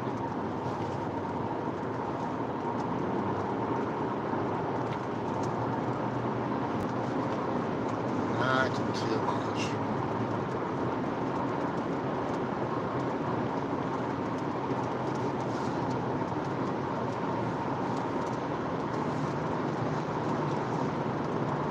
Saw a Cybertruck today for the first time, live. I actually took some pictures of it.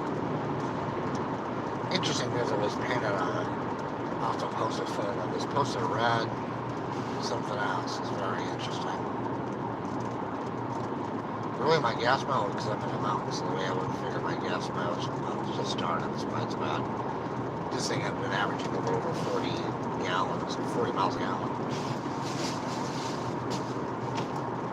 Which is a lot better than Malibu's. I was saying that if you drive 3,000 miles, it's a big difference.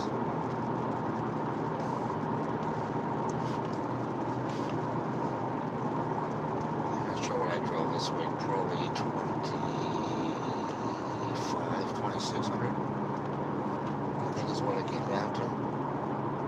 I think that's where it was. So, enough. Old Cumberland Road. Yes, sirree, Bob.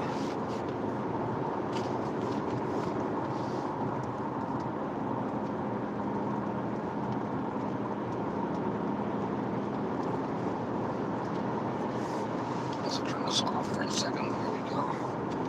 The camera doesn't need to be on. That one's off.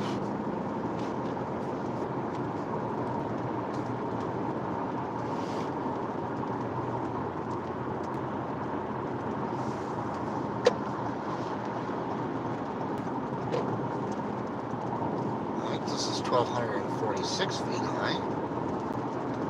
That's a little higher. We're going to go down, almost down, pretty low again once we get to Cumberland.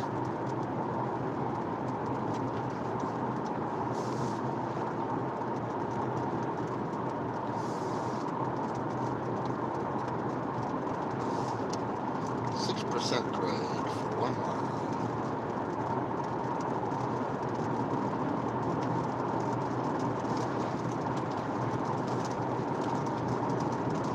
Oh, there's the phone. Yep, sure enough. Right there.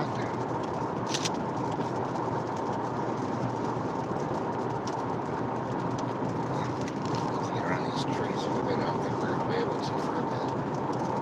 There we go. Coming up. Great.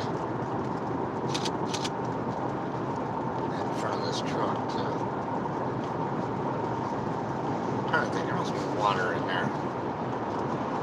I'll see it to the right side of the screen a little bit.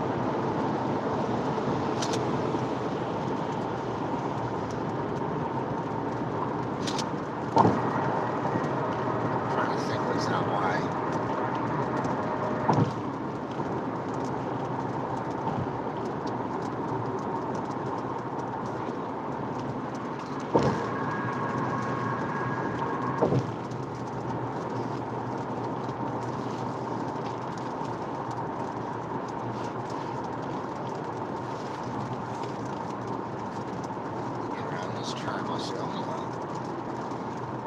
Right across the top of that. Interesting.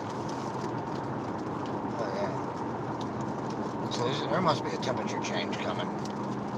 We're at 82 right now, so we are actually down about 8 degrees from where we were. This fog is rolling through on top there, isn't it? You can see it coming into play here.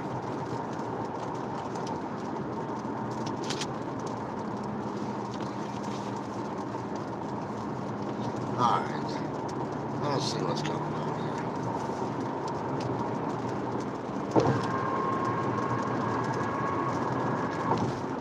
Running from left to right a little bit.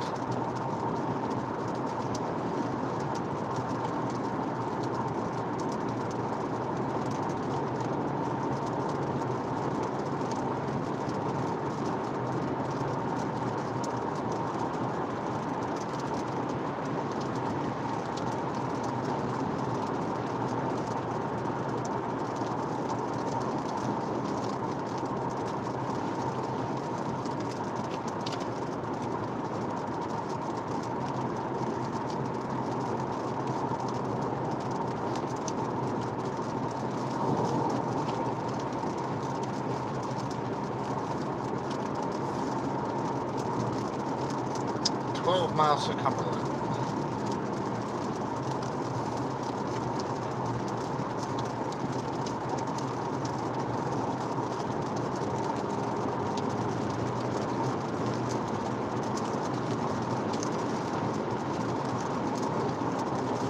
Now we've got some steady rain, which we didn't have before. We were wondering where we were going to run into it.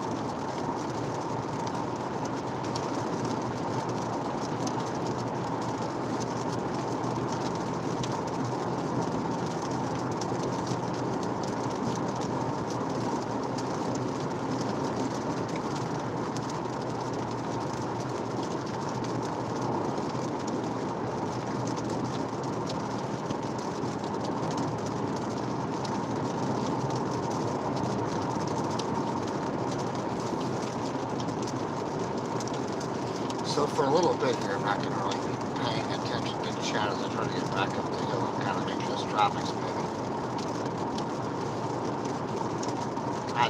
I was wondering why we saw the fog. Now we know.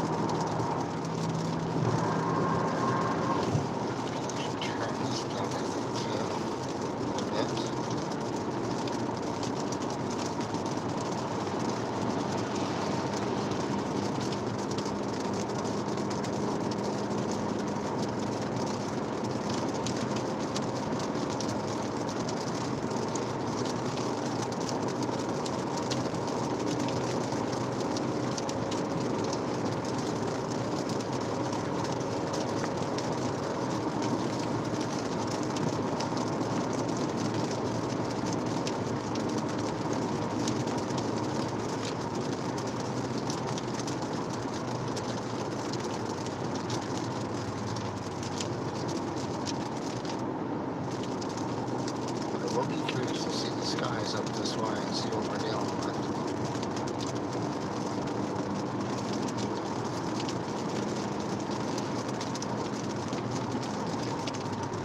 I think sunset may be out of the question. We'll see what lies below the clouds later. There's still a little ways to go, so we'll see as we drive westbound. 1,636 high. Again, relatively speaking, not that high compared to anywhere in the Rockies. However, that's a pretty good scene. Let's see if I can get the camera turned. There you go. Look at that. There's your Saturday night view, right?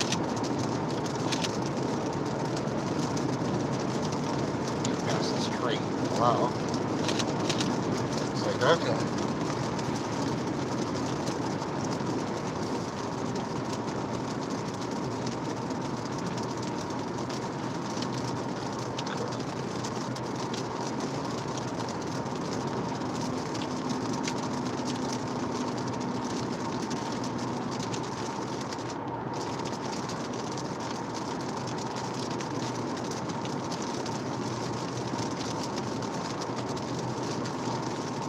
Rain through the mountains, that's right.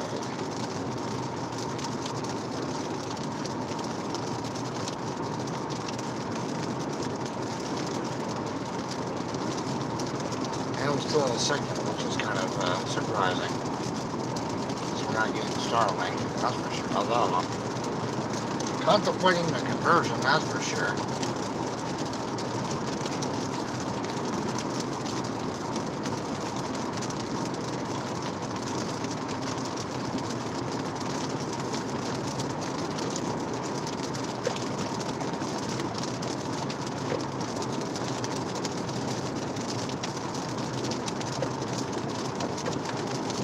Okay, 220 is in 6 miles.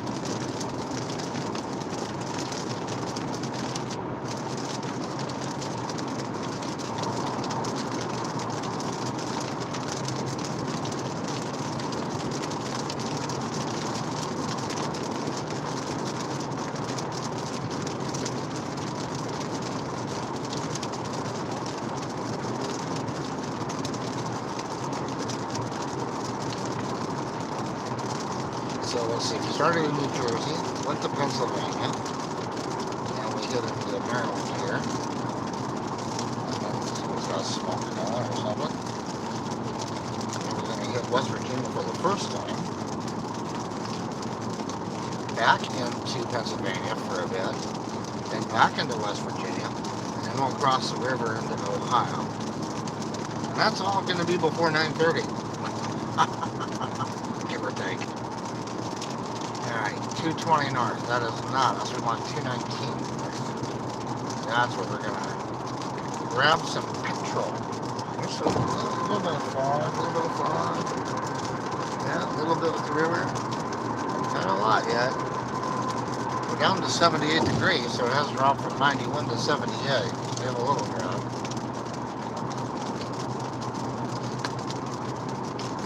How daring are we? Continue on. We still have 92 miles left in the tank.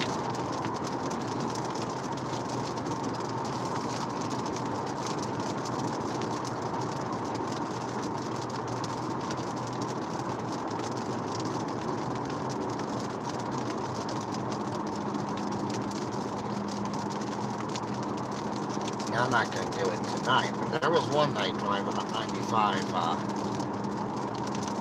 from DC. I was heading up to New Jersey, and I got pretty close, I have a feeling, to bottoming out the tank. But yeah, I'm not going to do that again. 338. Well, that's not completely horrible, relatively speaking, is it? Now watch, I'll pay the price when I get to the top of the hill to the other station. It'll be 365 or something. That would be my luck.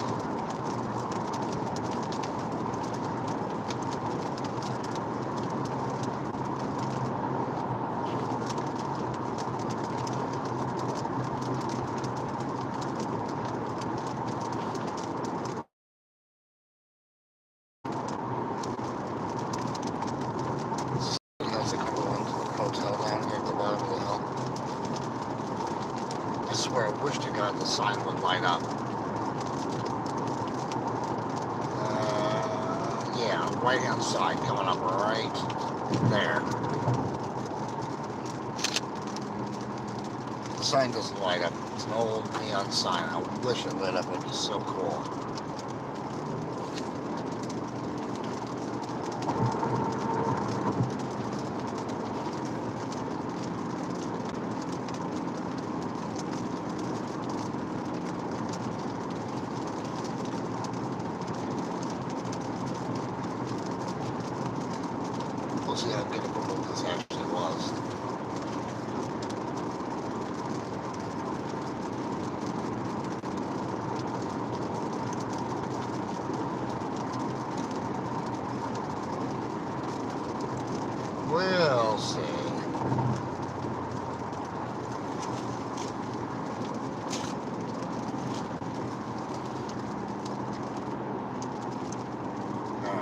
at Cumberland, Maryland. And actually coming out of the rain, it looks like a little bit. So that's good.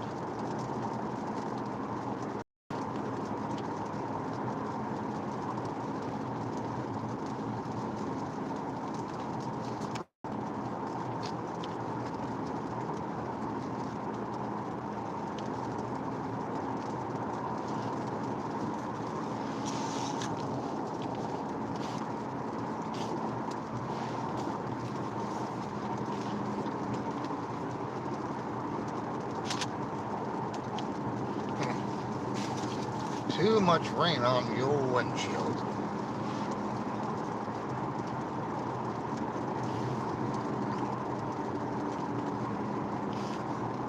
And watch the speed limit here. Especially on a hostility weekend. So this weekend and next weekend they get 2 hostility weekends.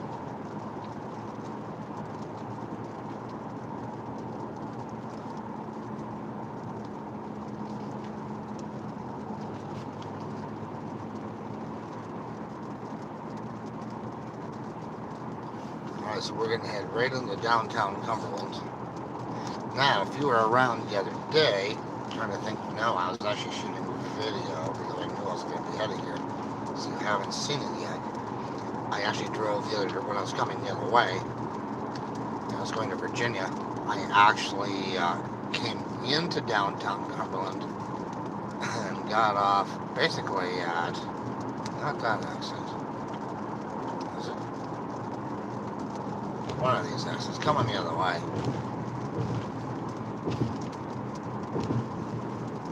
Anyway, this is the exit over to the left here. On the other side of the rail. That's where I got off to go down the back way. That was a very cool way to go. It's actually the fastest way to go too. On top of it, so that was kind of fun. There it is, Church Hill, as I call it. Church. It's like 7 of them on that hill. Big buildings, too. And smaller guys. Some of those upstairs apartments I wouldn't want to walk to, though. That's for sure. Be a mountain climber.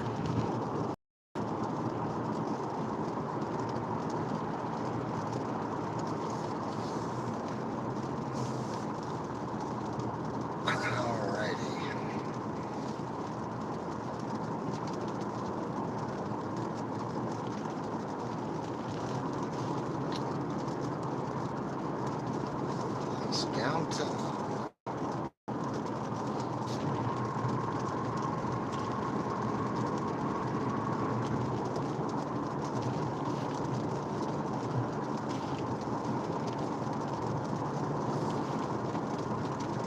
Still have a steady rain coming down.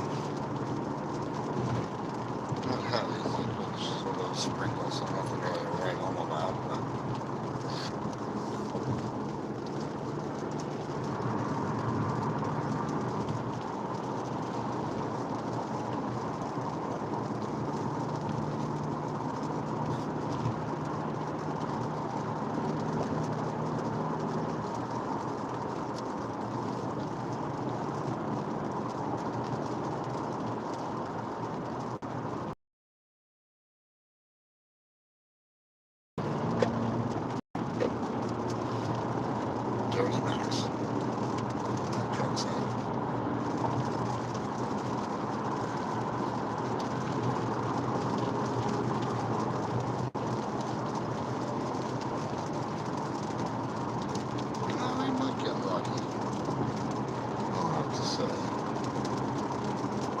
a sunset to be had yet.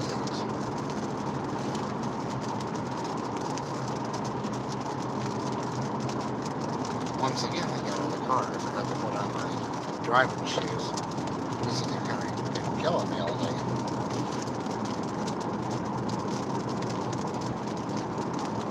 Dude, how'd you forget this for the 3rd time?